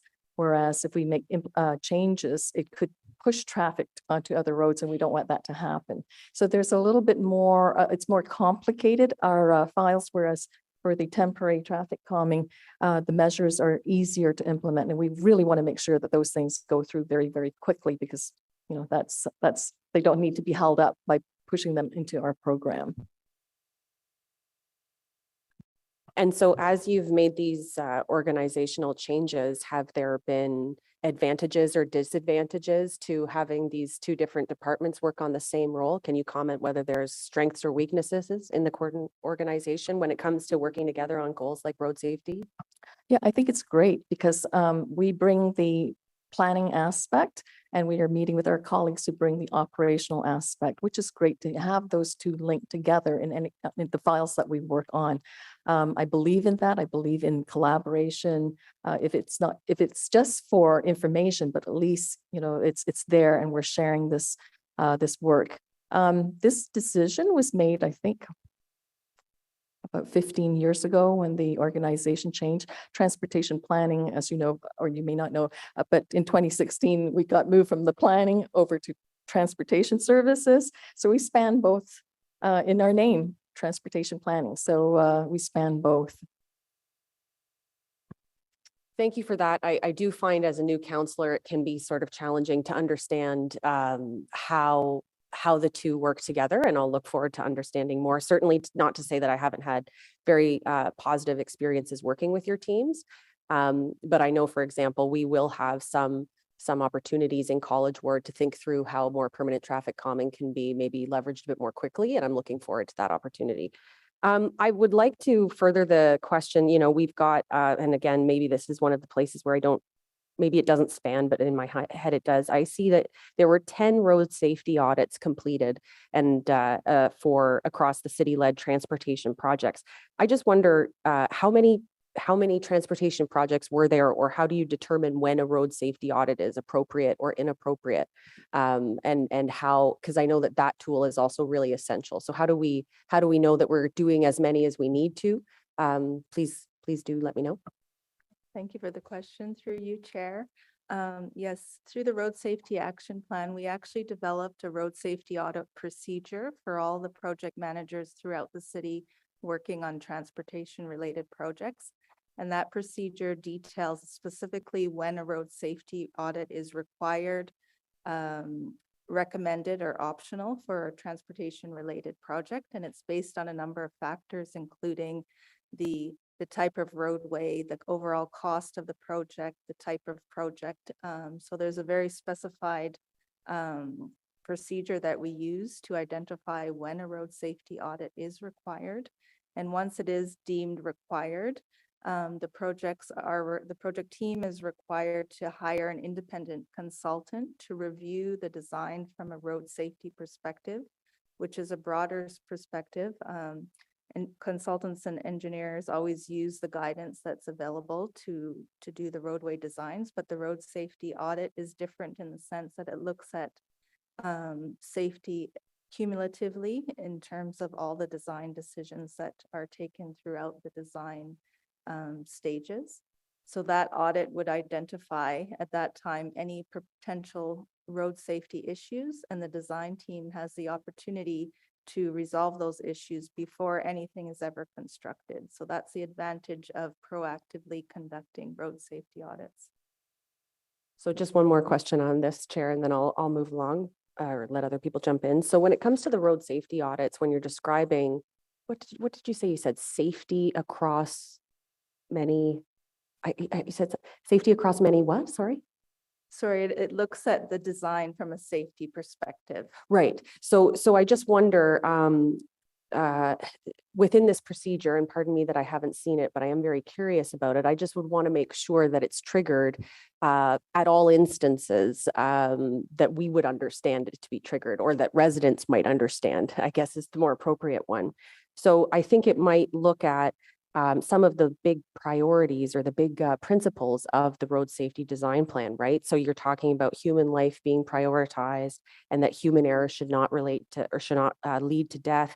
I wonder, or injury, serious injury. I wonder sometimes, are there conflicts between which kind of road user you are looking at when it comes to these priorities? Like, I wonder sometimes the principles that we use that keep motorists safe, like wide lanes or clear views or long blocks or all these other aspects that make sure that they can accelerate and decelerate safely, might actually be in conflict with some of the things that keep pedestrians safe or cyclists safe. So within this road safety audit, do you come at it from all sides, or do you prioritize a certain road user's safety over others? Is that your vulnerable users, or how do you work through that? Yes, thank you for the question through you, Chair. The road safety audit does consider human factors, and it does look at any trade-offs or design decisions that were made throughout the life of the project from the perspective of each of the road users.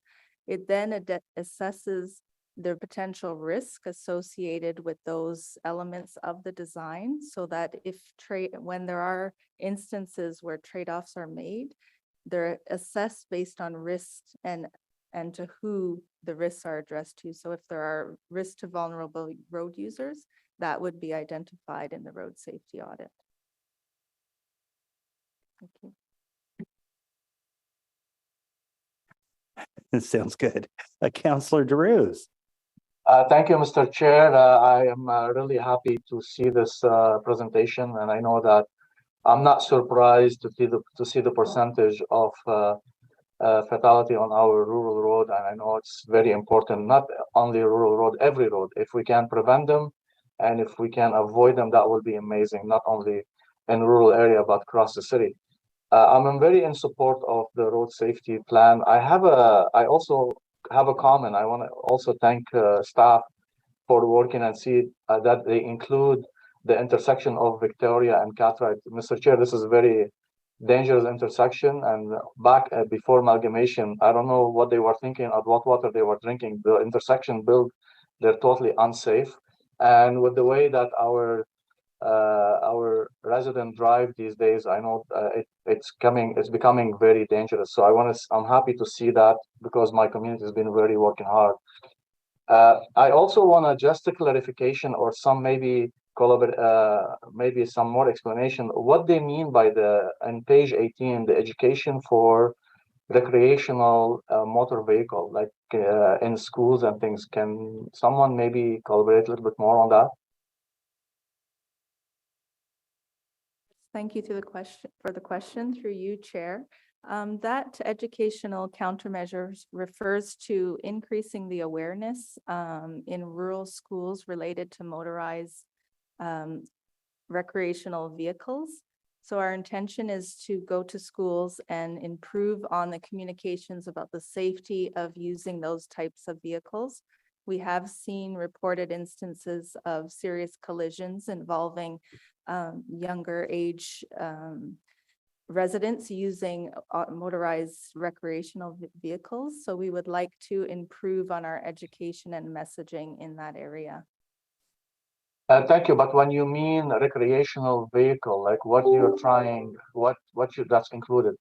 Is that including like four-wheelers, snowmobiles, dirt bikes, and things like that?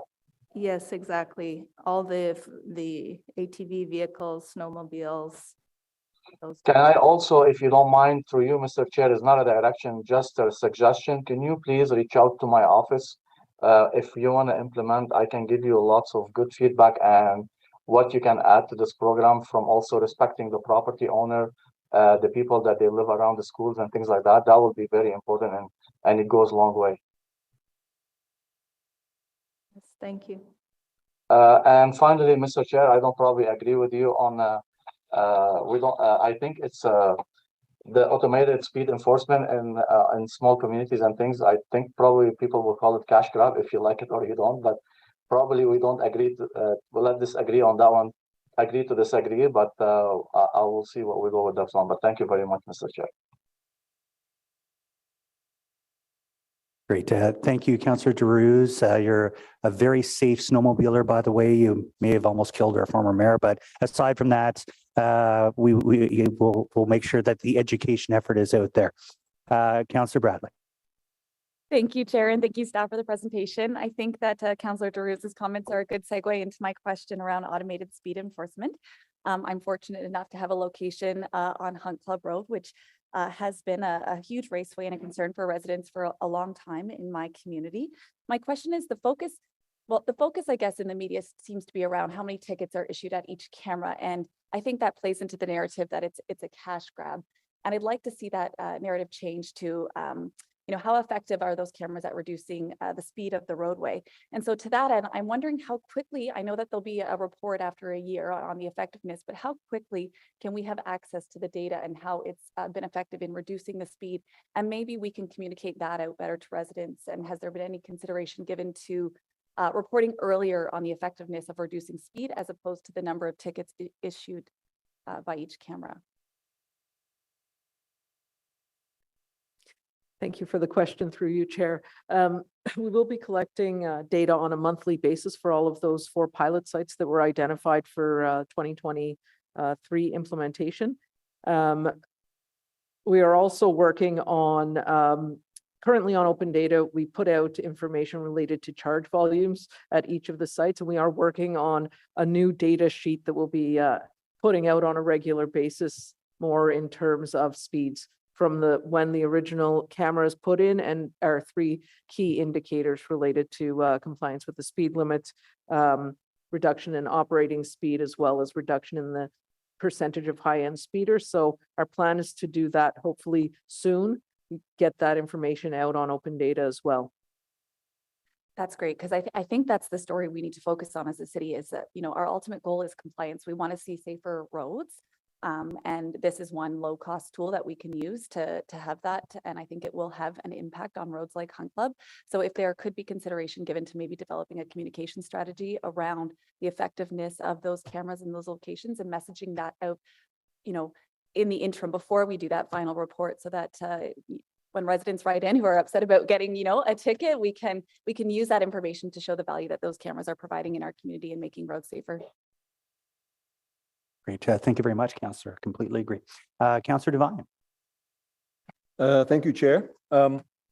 Just to quickly follow up on what Councillor Bradley was saying, my predecessor, Keith Eglai, he was often, when he would rebut people's criticisms about ASDs, he would say that it's his goal to see zero revenue collected from them. And it's almost as if you want to spin the narrative. And when you describe your success stories, tell us about the cameras that have collected zero. When you tell us about the cameras that collected $20,000, all people see is tax. But when you say this camera collected nothing, that is success. So concern about road safety and traffic safety in my ward was by far the #1 concern.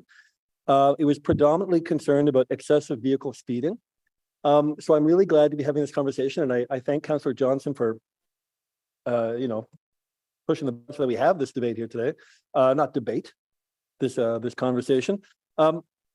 So, you know, in noticing the 2024 Strategic Road Safety Action Plan's goal of calling for a 20% annual reduction in traffic fatalities by 2024, next year.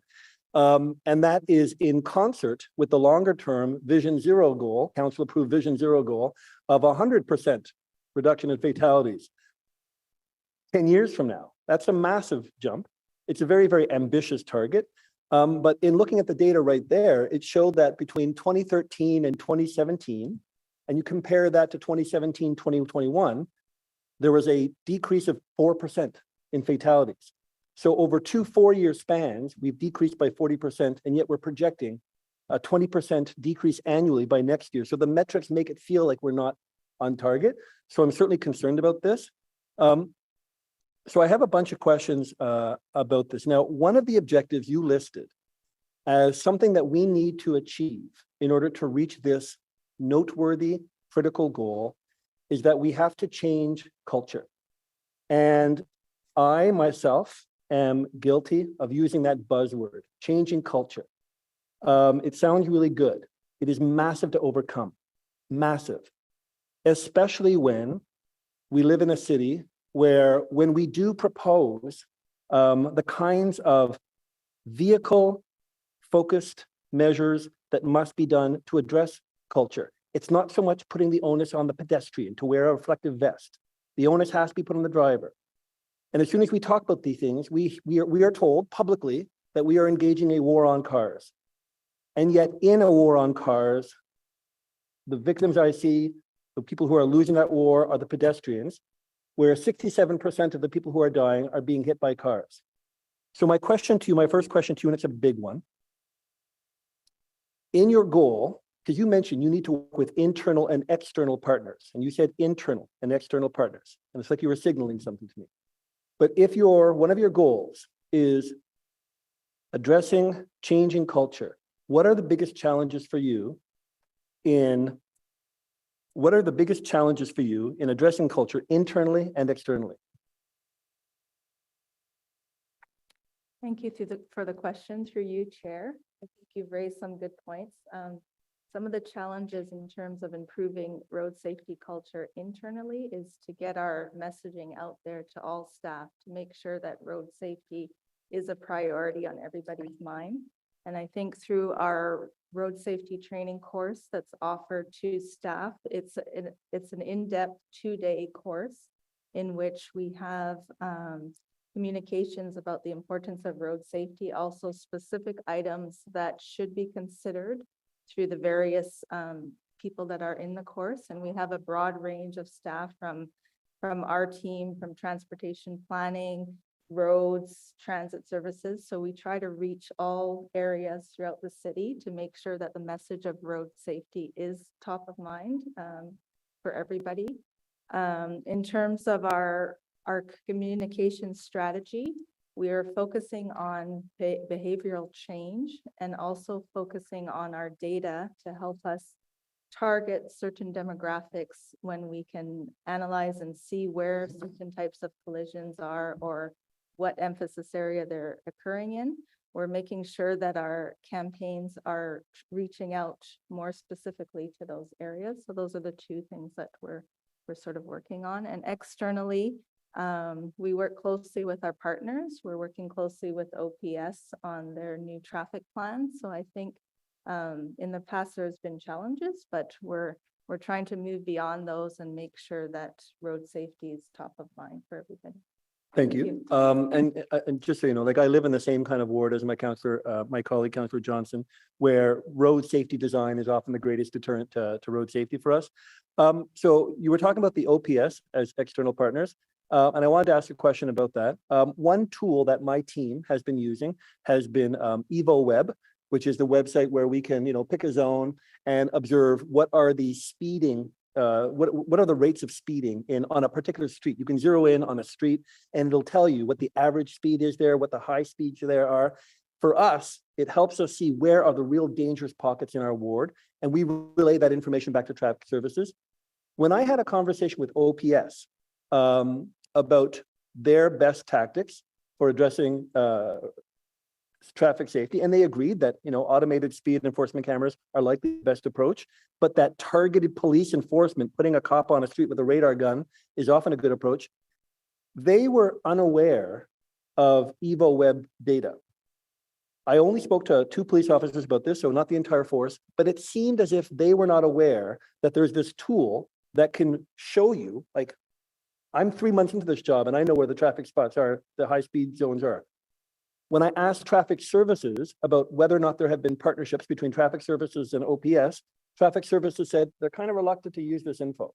I've got one constable who's coming in next week who eagerly wants to see this info, but has it been the city's experience that there's not a linkage between the traffic data, the speeding data we have through EvoWeb, and relaying that info usefully to OPS so that they can properly enforce? Thank you, through you, Chair. For years, there's been a direct connection actually to OPS for our speed data. We used to send it every day at noon straight over to OPS, including the speed board data, as well as any manual spot speed data that's collected by staff or through any other means that we collect speed data. We used to send that to OPS through a secure FTP server every day at noon for years. Over the last couple of years, though, we've been looking at modernizing that and creating more of a web-based, a tool that can be used so that folks in Ottawa Police Services who are identifying enforcement initiatives are able to see the data and identify and pinpoint locations where there are speeding issues. So, on a map basis, what we used to send was a PDF that had, the traditional speed data on it. So we're working on modernizing that right now. Does that mean, however? Oh, Councillor Devine, you're over the 5 minutes. You got 2 questions in the 5 minutes. We're not paid by the word, but feel free to go back onto the list if you wish. Councillor Trust. Thank you so much. I was wondering if you could expand on the Revert Red education campaign that you mentioned.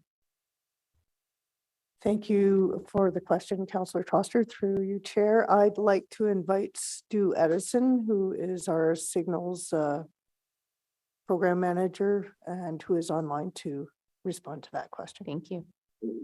Thank you, Carol, and thank you, Councillor, for the question, and through you, Chair, the response.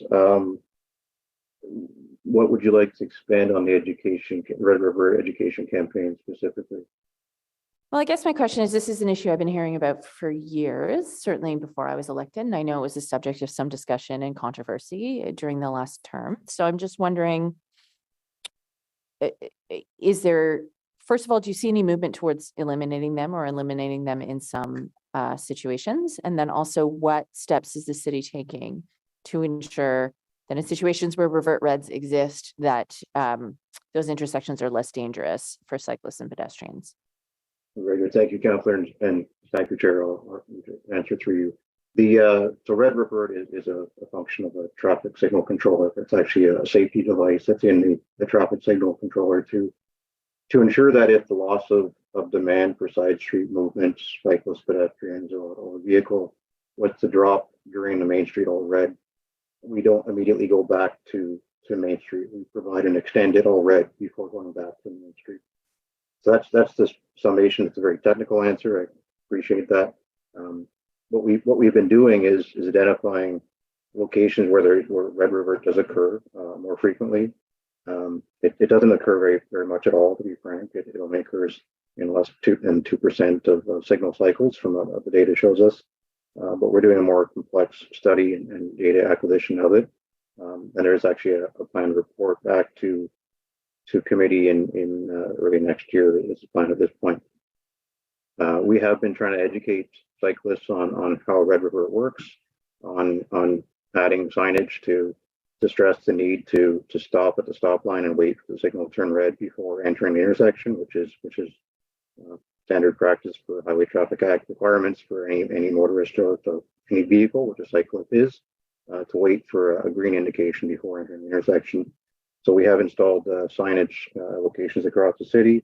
We continue to expand that. We'll be installing another 75 locations with that signage this year. We've also installed a device or software update called Amber Lock, which is a functionality that if the side street vehicle, being a cyclist, waits until the end of amber the amber for Main Street before entering the intersection, the signal will ensure that it proceeds to provide a green to side street. We've installed that at 241 locations across the city to date, and we continue to expand that as we go. That's really only a function that would work at an actuated intersection, so where you don't have to press a button or trigger with side street detection. We're also investigating technology that would provide a feedback display to a cyclist so they would know that they're detected. We have some products that we're evaluating. There's been challenge with that because of generally power supply is your biggest challenge with that device, and ensuring you have a device that provides the message back but doesn't imply you have right away. You don't want it to be misinterpreted as a green signal and someone make a decision based on that inappropriately. So we have a couple of products that we're evaluating, and we do plan to install some pilot devices in the field to get some more real life experience with those devices. So those are the campaigns or measures we've taken to date to try to address that. Our focus is on locations where there's high potential for cyclist use, so where we have marked on-road cycling facilities, multi-use pathways across the signalized intersection. Those are the target locations that are first priority for those types of devices. That's great. Thank you. So can you just explain, I see a term joined signal phasing. So does that mean that when a car triggers a light change, the pedestrian light also changes? Thank you, Councillor, through the chair. Yes, the joint PED is the function that we call that. It's again a software adjustment internal to the traffic signal controller, where when appropriate, if a side street is actuated by a vehicle, if the difference between the pedestrian time and the vehicle time is low, we'll automatically bring on the pedestrian display as well. That's more significant in the urban area where you have smaller size intersections, more pedestrian activity. The difference between the time it takes for pedestrian safety across the street is quite a bit longer than a vehicle at the larger intersections. Just examples would be obviously Unplowed Road, the crossing there far greater than the crossing of Bank Street for comparison. So the joint PED is a functionality that we have as well now. It's only applicable in actuated intersections, but we continue to seek locations, and we do regular reviews of the signal timing and signal operations across the city. And as we're doing such, we implement measures such as that are appropriate for the location. Yeah, that's great. So for example, limitations on turning right on red, how do you identify which intersections qualify? Because I hear about cars being right hooked, or sorry, cyclists being right hooked all the time. It's one of the greatest dangers for cyclists in the city. Thank you, Councillor and Chair. So the right turn on red is something we do evaluate. It's a tool in the toolbox that can be applied when it's appropriate. We do field assessments of the location. We measure whether there's conflicts or near conflict between cyclists and pedestrians. We do review collision data as well as a measure to determine whether or not it's an appropriate measure. And one big one is in the design phase, is evaluating sight lines and so forth, and various other constraints that may make it a requirement. If it's a safety measure that we're implementing because of a sightline hazard or a geometric challenge, it's an all time of day right turn on red restriction. If it's based on demand for peak pedestrian volume or whatever the scenario would be, we have the option to implement for smaller windows of time as well if it's appropriate. We do assessments in the field on the actual conditions of the intersection. It's based on the nature of the pedestrian and community around the signal itself. Great, thank you. Thank you, Councillor, and thanks for great questioning. As a matter of fact, Stuart, thanks for answering a lot of that. And former Vice Chair in the previous term of Council, Leeper, was very concerned about a lot of this too. That's why some of those new measures are in place. And the amber lock, I don't know how much you know about that, but I think, and I'm seeing a nodding of a head, maybe we can actually go through an education exercise on amber lock and how fierce Councillor Leeper was on wanting to accelerate a lot of those programs as well. Councillor Kavanagh. Thank you, Chair. And thank you to my colleagues for some great questions. I'm not part of the committee, as you know, but certainly it's an interest to all of us. And in established wards where you're dealing with what's there, the infrastructure that is there, it's a matter of changing habits, which is tough. And I'm proud of the fact that residents, and I take it that it's happening in all wards, are asking for people to slow down so they can have walkable communities, so they can have cyclable communities. It's overwhelming. I don't get a lot of requests for speeding up. It's all about slowing down. And I want to get an idea of how well the gateway signage is working. I've got it up in most of my communities and looking at other opportunities as well. Sometimes signs don't just work, and we need to back it up with traffic calming. The temporary traffic calming that we get through our budget is seasonal, and that's a problem. The speed humps seem to be very helpful. Everybody wants them. Do we look at this as a way of, and I'm talking about residential streets, I'm not talking about the arterials necessarily, but sometimes we do need to do that. But just overall, speed limits. Are we looking at that as a philosophy? Some European cities are doing 30K limits or have been for a long time throughout the city. I understand Paris is. So why not? What's stopping us?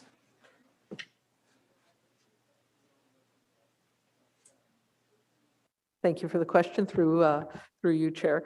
The gateway speed limit installation has been rolling out across the city in residential areas for a number of years now. We haven't done in-depth review of any speed reductions related to those. It's not anticipated that there would be significant speed reductions when we change the signage on a roadway. We've said that for years. Changing the sign is not necessarily going to change the behavior. It has to be followed up with traffic calming or physical changes to the roadway in order to achieve a lower speed on roadways that were built to accommodate a much higher speed. The reason gateway speed limits have been rolled out is that as part of the culture change related to speeding, and speed is a big part of helping us achieve the goals of the Road Safety Action Plan. It's part of setting the expectations for residents about what we want as the speed within our local residential communities. And identifying that when they drive into the neighborhood, having it be consistent across all the neighborhoods so that residents know what's expected of them to help build that culture change. It's not going to happen overnight. We're not going to put up a gateway speed limit in an area and expect everybody to automatically drive at those speeds, but over time, it will help contribute to the culture change. Thanks. This is Krista I'm talking to, right? Yes. Yeah, I can't see you but thank you. No, that's very helpful. Are we measuring when we put in traffic calming, and are we looking at the results of that? Because anecdotally I see some changes, but how are we measuring those results? And I'm talking about both the permanent and temporary.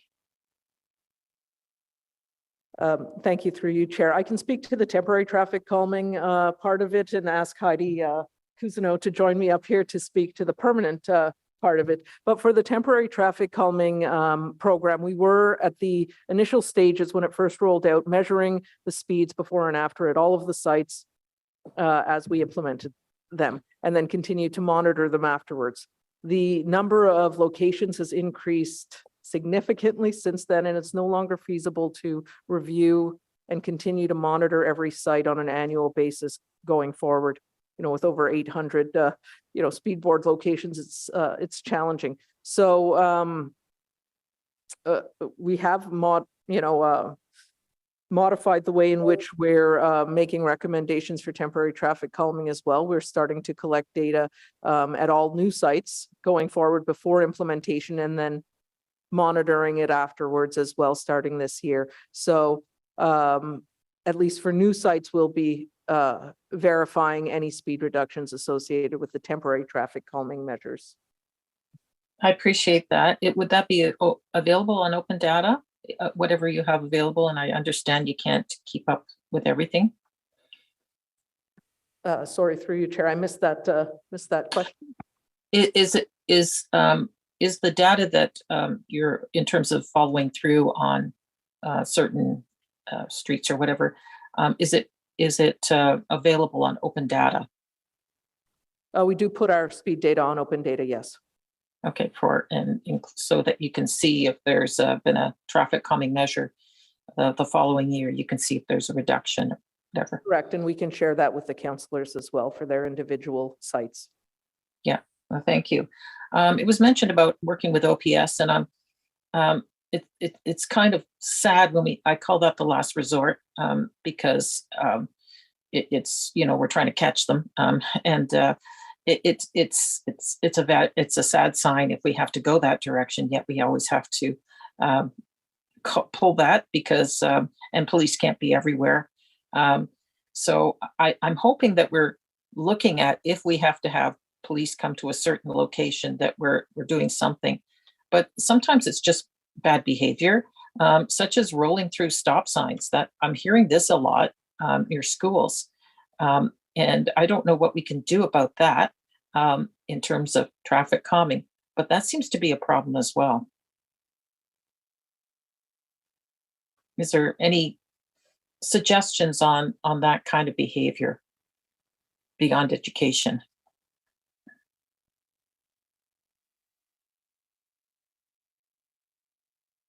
Thank you, through you, Chair. I'm just wondering if OPS is on the line. I believe Craig Roberts is supposed to be attending virtually.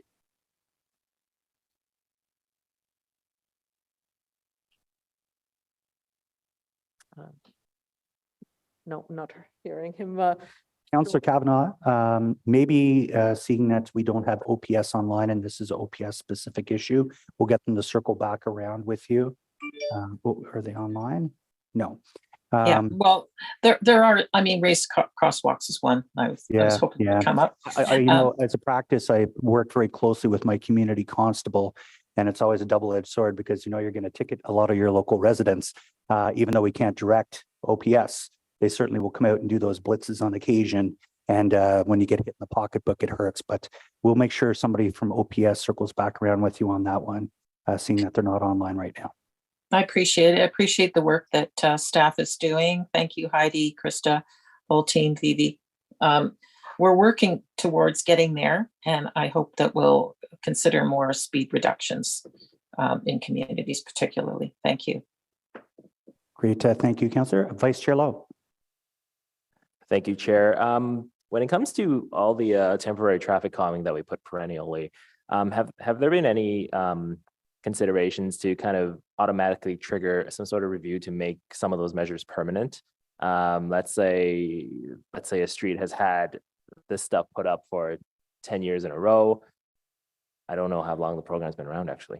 Let's say the street has had this stuff put up for many years in a row. The speed board supports that data. Is there any way we can do that? Like, would that require a direction or motion of some sort, maybe? So through you, Chair, I'll answer this question. So the permanent traffic calming program, the neighborhood traffic calming program, there is no automatic trigger of how long it's had temporary traffic calming or not. There is a request process, and working with the residents and or the councillor, we can review the current stats of how it's working on that street.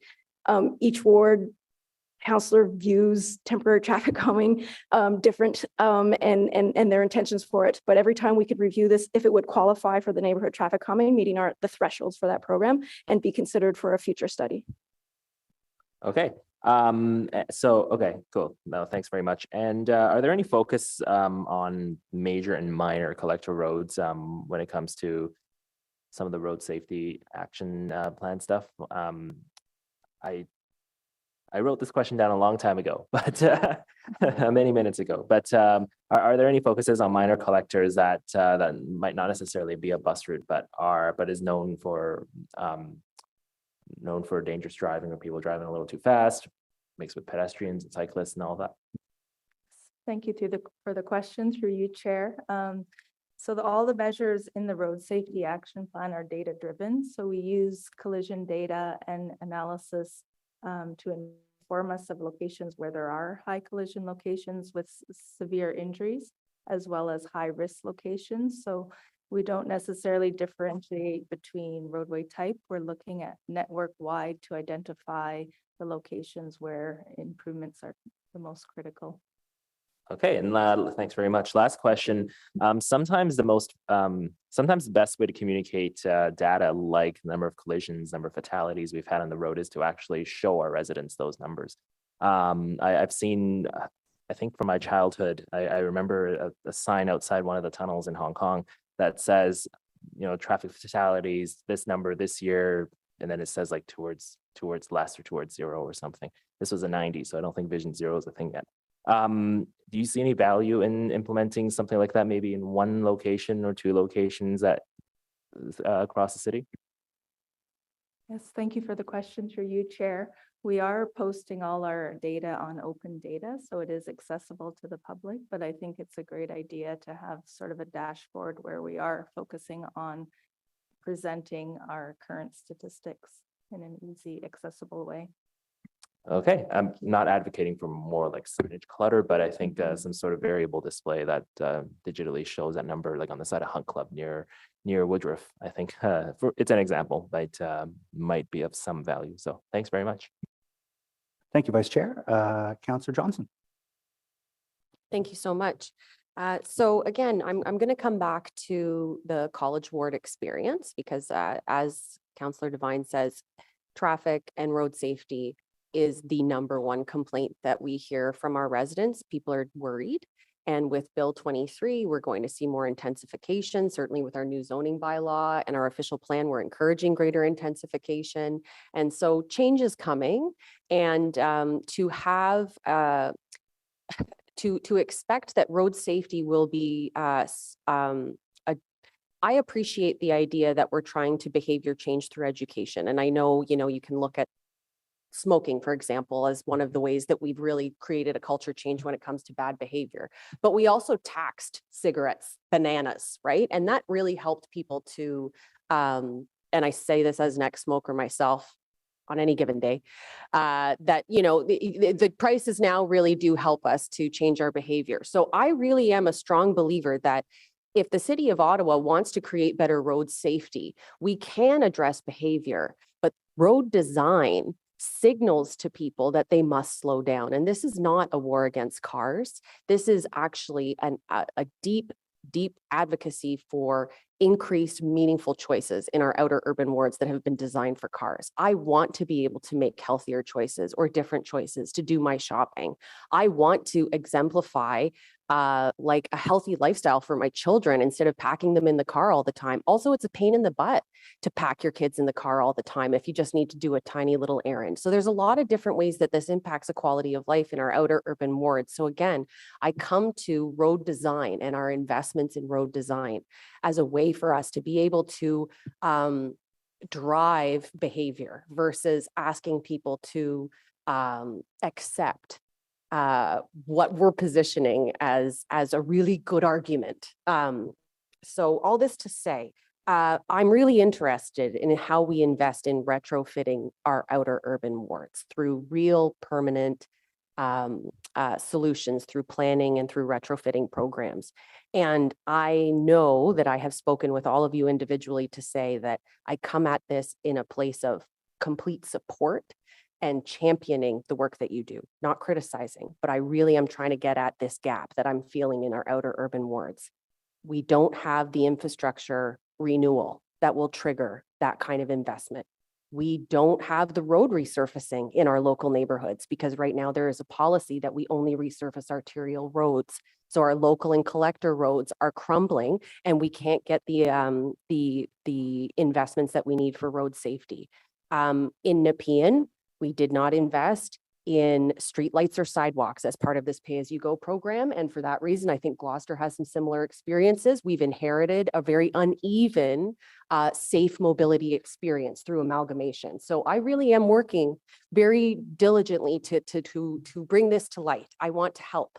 So what kinds of retrofit programs are on offer for the outer urban wards? And what do we need to do to see real equity for safe mobility in our neighborhoods there?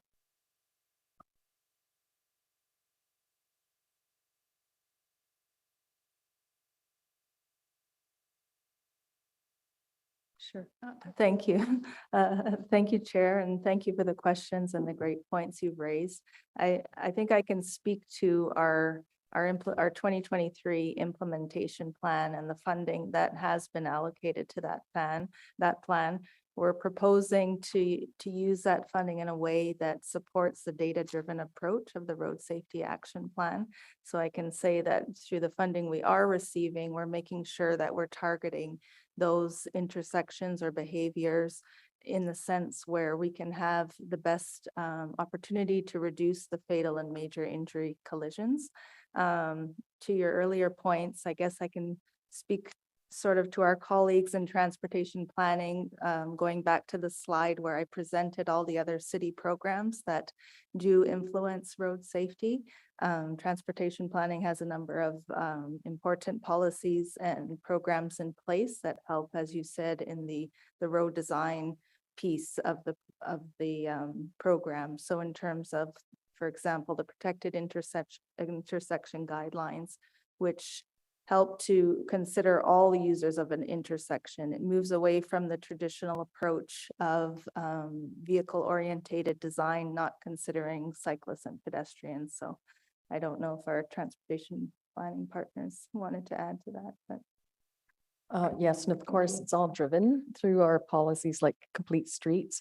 So it's now part of everything that we do. All road designers must consider complete streets and the safety of all the users on the road, in addition to looking for opportunities to add landscaping, shade, benches, and all of that. So that is there, and we've been implementing this for years now. Of course, there's still some catch up to do for roads that have been built a while ago, but we pick up on these things. We fix them as part of either renewal work or road widenings, even transit projects. So they're all linked, and we're bringing actually the chair's permission. We're bringing the transportation master plan updates policies, and you will see there that there's a lot of emphasis on equity, safety, and all these things. And it's about moving people, not just moving vehicles. Although not everyone can take transit. or active transportation. So it's balanced, and we want to ensure that there's safety for everyone who uses these transportation facilities. So we work very closely with Kathy's team. We send our designs over there for her to have a look, so that we don't have to fix it after, do it right the first time. So I would maintain that there is a gap when it comes to retrofit programs in existing neighborhoods that is not currently being addressed by City of Ottawa policies broadly. And that's something that I'll encourage this committee to consider, and something I'll be advocating with my other outer urban colleagues about quite a bit. What do we do in the interim? I appreciate that new builds have one solution, and I appreciate, Ariel Troster, that all of your sewers are made out of wood. So you'll get some sweet renewal, but I am concerned.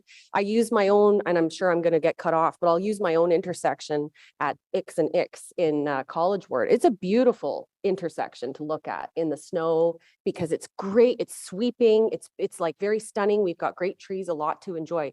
But the width of this intersection, it's a T. The width of this T is enormous, and it's really curved. So you can just bomb right around the corner, and we don't narrow the roadways anywhere. I am going to see it on Center Point Drive. Thank you very much, Heidi. I'm very excited for that. So all this to say, I would also like to note, in the absence of a true retrofit program, my residents expect enforcement. That is one of their key solutions when it comes to not getting those infrastructure pieces in place. And so to not have the police service on the call today, I do find that somewhat concerning, because for me, that is a solution to address this stopgap. And I do hope that they will reach out to my office in the future to have this conversation. Thank you. Thank you very much, Councillor. And I agree. Well, I'll say the former city of Gloucester was the best, and you'll see the former city of Nepean was the best. It didn't have the strict guidelines that the old city of Ottawa had, and we're all learning to adapt to that. And I know we're very cognizant of it, and the TMP is one of those tools that is certainly there for us to use. I'm going to go to Councillor Gower because he hasn't had the opportunity to ask questions yet. Councillor Gower. Thanks, Chair. This is, you mentioned culture change, and it's come up in a number of the questions. And I'm curious from staff, just one of the examples, we are actually doing a lot proactively in new neighborhoods in designing roads, and typically they're designed for a vehicle speed of 30 kilometers an hour. And one of the common ways that is done is by narrowing the width of the road. And I get a lot of concerns from residents in my ward that the roads are too narrow. And in some cases, we've done neighborhood traffic calming projects where part of the neighborhood traffic calming is retrofitting older roads and narrowing intersections.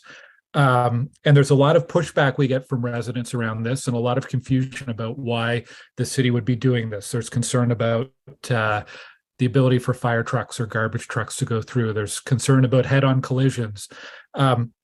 Is it anywhere within the road safety action plan this year? Is there budget? Is there communications materials or any plan to help provide information or education to residents about why we're taking certain approaches through evolving approaches through design to help people understand? For a lot of people, they just want to see speed bumps everywhere. That's the solution. I would love to have, as a councillor, more of a toolbox of information that I could be sharing to residents about why roads are being designed differently, why we take a certain design approach. Could staff comment on that? Thank you for the questions for you, Chair. Yes, through our 2023 communication strategy, we're looking at ways to better communicate to the public the measures that we are putting in place to improve safety. And we're also looking to work more closely with councillors and your offices to be able to spread that word and spread the word to the residents of your community. So we are looking at measures to improve our communications this year. Okay, I'd love to chat with staff more offline and if possible, work with you on that, share some of the feedback we're hearing and explore some of the ways that we could get that information out to residents more effectively. So thank you. Thank you. Thank you very much, Councillor. Councillor Devine, and then Councillor Lowe. Thank you, Chair. I'm just going to continue following up along a lot of the lines of questions about how speeding issues affect wards like my colleague, Councillor Johnson. And again, we're talking about a lot of things, including the change of culture. And this is not a note to anyone. It might even be a note to residents or a note to just some of our departments. Oftentimes when I was talking to stakeholders and residents about the effectiveness of speed bumps, and I know that the city has much different kinds of speed bumps that are not the kind of speed bumps of a long time ago. And the concern was often about, how the speed bump is going to be damaging to ambulances. And my response is always, I'm concerned about the next passenger of the next ambulance if we don't do this kind of thing. So I have my first question is, do you happen to know, are any speeding ticket levels, like the fine of a speeding ticket, are any of these enforced by the municipality, or is that all set at the provincial level? Thank you through you, Chair. It's all, they're set fines provincially. Provincially? So, yes. And this comes back to what you were saying about how we can work with external partners. And I know that that we're a big fan at this council of writing letters to the province. But to a certain extent, I'd like to address the issue of just a quick little anecdote. In Finland, speeding tickets are attributed based on income. Here, for some people, it's just the cost of having fun. And I would love to look at really truly effective measures about how to truly enforce them. So that might be a conversation for another day. Going back to what you were saying earlier about EvoWeb and traffic data speed display boards, you had mentioned that there used to be a time when we were sending that data daily to the police. And then you mentioned now we're working on modernizing the system through some kind of web-based thing where anyone can access the data. My question is, what happened? So you're saying we used to send the data, we're now working on a thing for the future. What's happening now? Is the data being sent to and or used by OPS? Thank you, through you, Chair. It is not being sent, all of the data is not being sent to OPS as it was in the past. They've shut down our SFTP server because of outdated technology. And so hence the modernization process that we're looking at. We do, though, staff within traffic services, if they receive, a complaint where they go out and do some data collection related to speeding, if the operating speed is high, very high, they will share that with OPS for enforcement. All right. I am enthused that I'm going to be having a conversation with OPS next week about this specifically. So going back to what Councillor Johnson was talking about when it comes to infrastructure gaps in some of the older neighborhoods like Ward 9, like Ward 8, sidewalks. So I had in your report on road safety action plan, you were identifying the various vulnerable road users that are going to be the objective of these safety initiatives: pedestrians, older adults, cyclists, and of course, school children. So a lot of traffic concerns in my ward revolve around schools. My office has been working effectively with traffic services to address concerns around school zones in Ward 9. One consequence of our growing population, and my entire purpose of being here is how do we as a city handle our growing population? But one impact of that is these older schools in these older wards are exceeding their capacity. And so you have far more people using these schools than perhaps they have space for. And so they're suffering from these very hazardous drop-off and pickup traffic conditions. My staff and I have been doing school safety assessments. We've been working with city staff. We've been working with Enviro Center. At one school, they were proposing a solution, and the only way to accomplish the solution is to have a sidewalk. They were looking for a pedestrian crosswalk, which we can't give them because they don't have a sidewalk, and we can't connect their street because the infrastructure that would support the safety measure is missing. At one school, we saw, whether it's due to bad road safety design, but at one school, when we were at we went there for a half hour in the morning and we just observed what was happening. There was just so much traffic that one parent, the only recourse they had to drop off their kid was to stop their car in the middle of a four-way stop.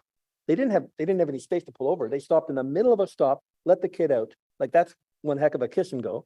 That was the only option they had. I know that a lot of these issues pertain to to parents driving their kids to school when they don't truly need to. I know that that often happens, but a lot of it is also attributed to road safety design or the lack of infrastructure in place. And so my question, from what we heard there in the road safety action plan, with traffic conditions specifically around schools being a major concern for mine, can you provide any more specific detail from the road safety action plan about how you are prioritizing road design or modifications around school zones specifically? Thank you for the question through you, Chair. Excuse me. In our high-risk driver emphasis areas, we're focusing on schools through two areas, as I mentioned, through our automated speed enforcement program, where we look to install cameras in school zones, and we have a way of prioritizing all the schools throughout the city. We also have, through our colleagues in transportation planning, a measure to implement engineered traffic calming measures within schools. So those are the main areas of focus related to schools. We don't have anything specific to adding in sidewalks. That's not part of the road safety action plan. Can I ask a silly question? You got 10 seconds and then you'll have to go back on the board. In my ward, we have sidewalks that start on one corner and they end in the middle of the block. They just stop as if somebody took a long break, a long coffee break. If we are allowed to do that, can we put sidewalks purely at the intersection, like just a little elbow of a sidewalk, so that we could then have a crosswalk attached to it? Silly question. Thank you for the question through you, Chair. We do have another program in our department for pedestrian intersection and accessibility ramping, where we do address intersections where we have missing components of the intersection, like curbs and sidewalk receiving areas. So that's something we can definitely. What's it called? The PAIR program, Pedestrian Accessibility Intersection Ramping Program. Thank you. And we can definitely have some conversations offline about that. Thank you. If you like. Vice Chair Lowe. Thank you, Chair. Quick point of clarification. One of our colleagues said there's a policy restricting resurfacing to arterials and collectors. Is there such policy, or maybe was she referring to maybe a priority scale and misremembered or something? Sure, I can probably take that question. That's resides really with infrastructure services. I don't think it's a policy per se.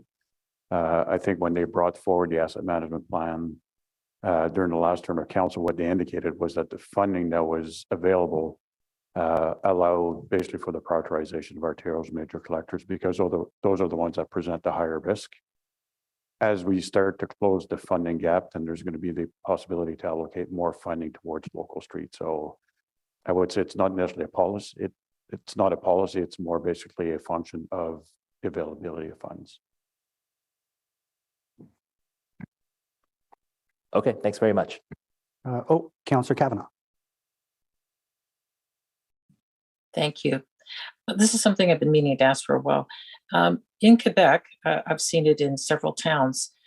They have school routes. They call them corridor scolaire, and they're routes that obviously kids are taking to school, encouraging walking, and I guess it's a partnership with schools, but it strikes me as just one more way of emphasizing the fact that routes are for people to walk on to get to places like schools. Is this something we've ever looked at?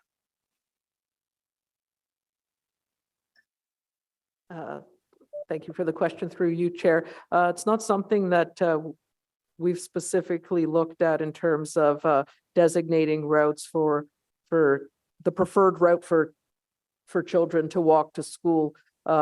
Typically, there are many routes someone can choose to take in order to go to school. I'm not sure how Quebec designates these routes, if it's in terms of this is the preferred route or this is a potential route that somebody could take. But it's something we can certainly look into. But we haven't done that as of yet. Yeah, it just sort of encourages the fact that people are walking, and yeah, obviously there's more than one route sometimes, but anyway, I see the signs all the time, and I always think they're great to encourage walking. Thank you. Great. Thank you very much, Councillor. Not seeing any further hands on the board. I want to say a tremendous thank you. We always like good news stories like this, so thank you for all the work you've done on this. So is this item carried? Great, thank you. And we'll move on to, there is no in-camera items. The IPD report on the use of delegated authority is within the agenda. Notices of motion. I believe that we have a motion for consideration at the next meeting that Councillor Johnson is going to read in on behalf of Councillor Kavanaugh, if that's correct. Thank you. May I have it up on the screen, please?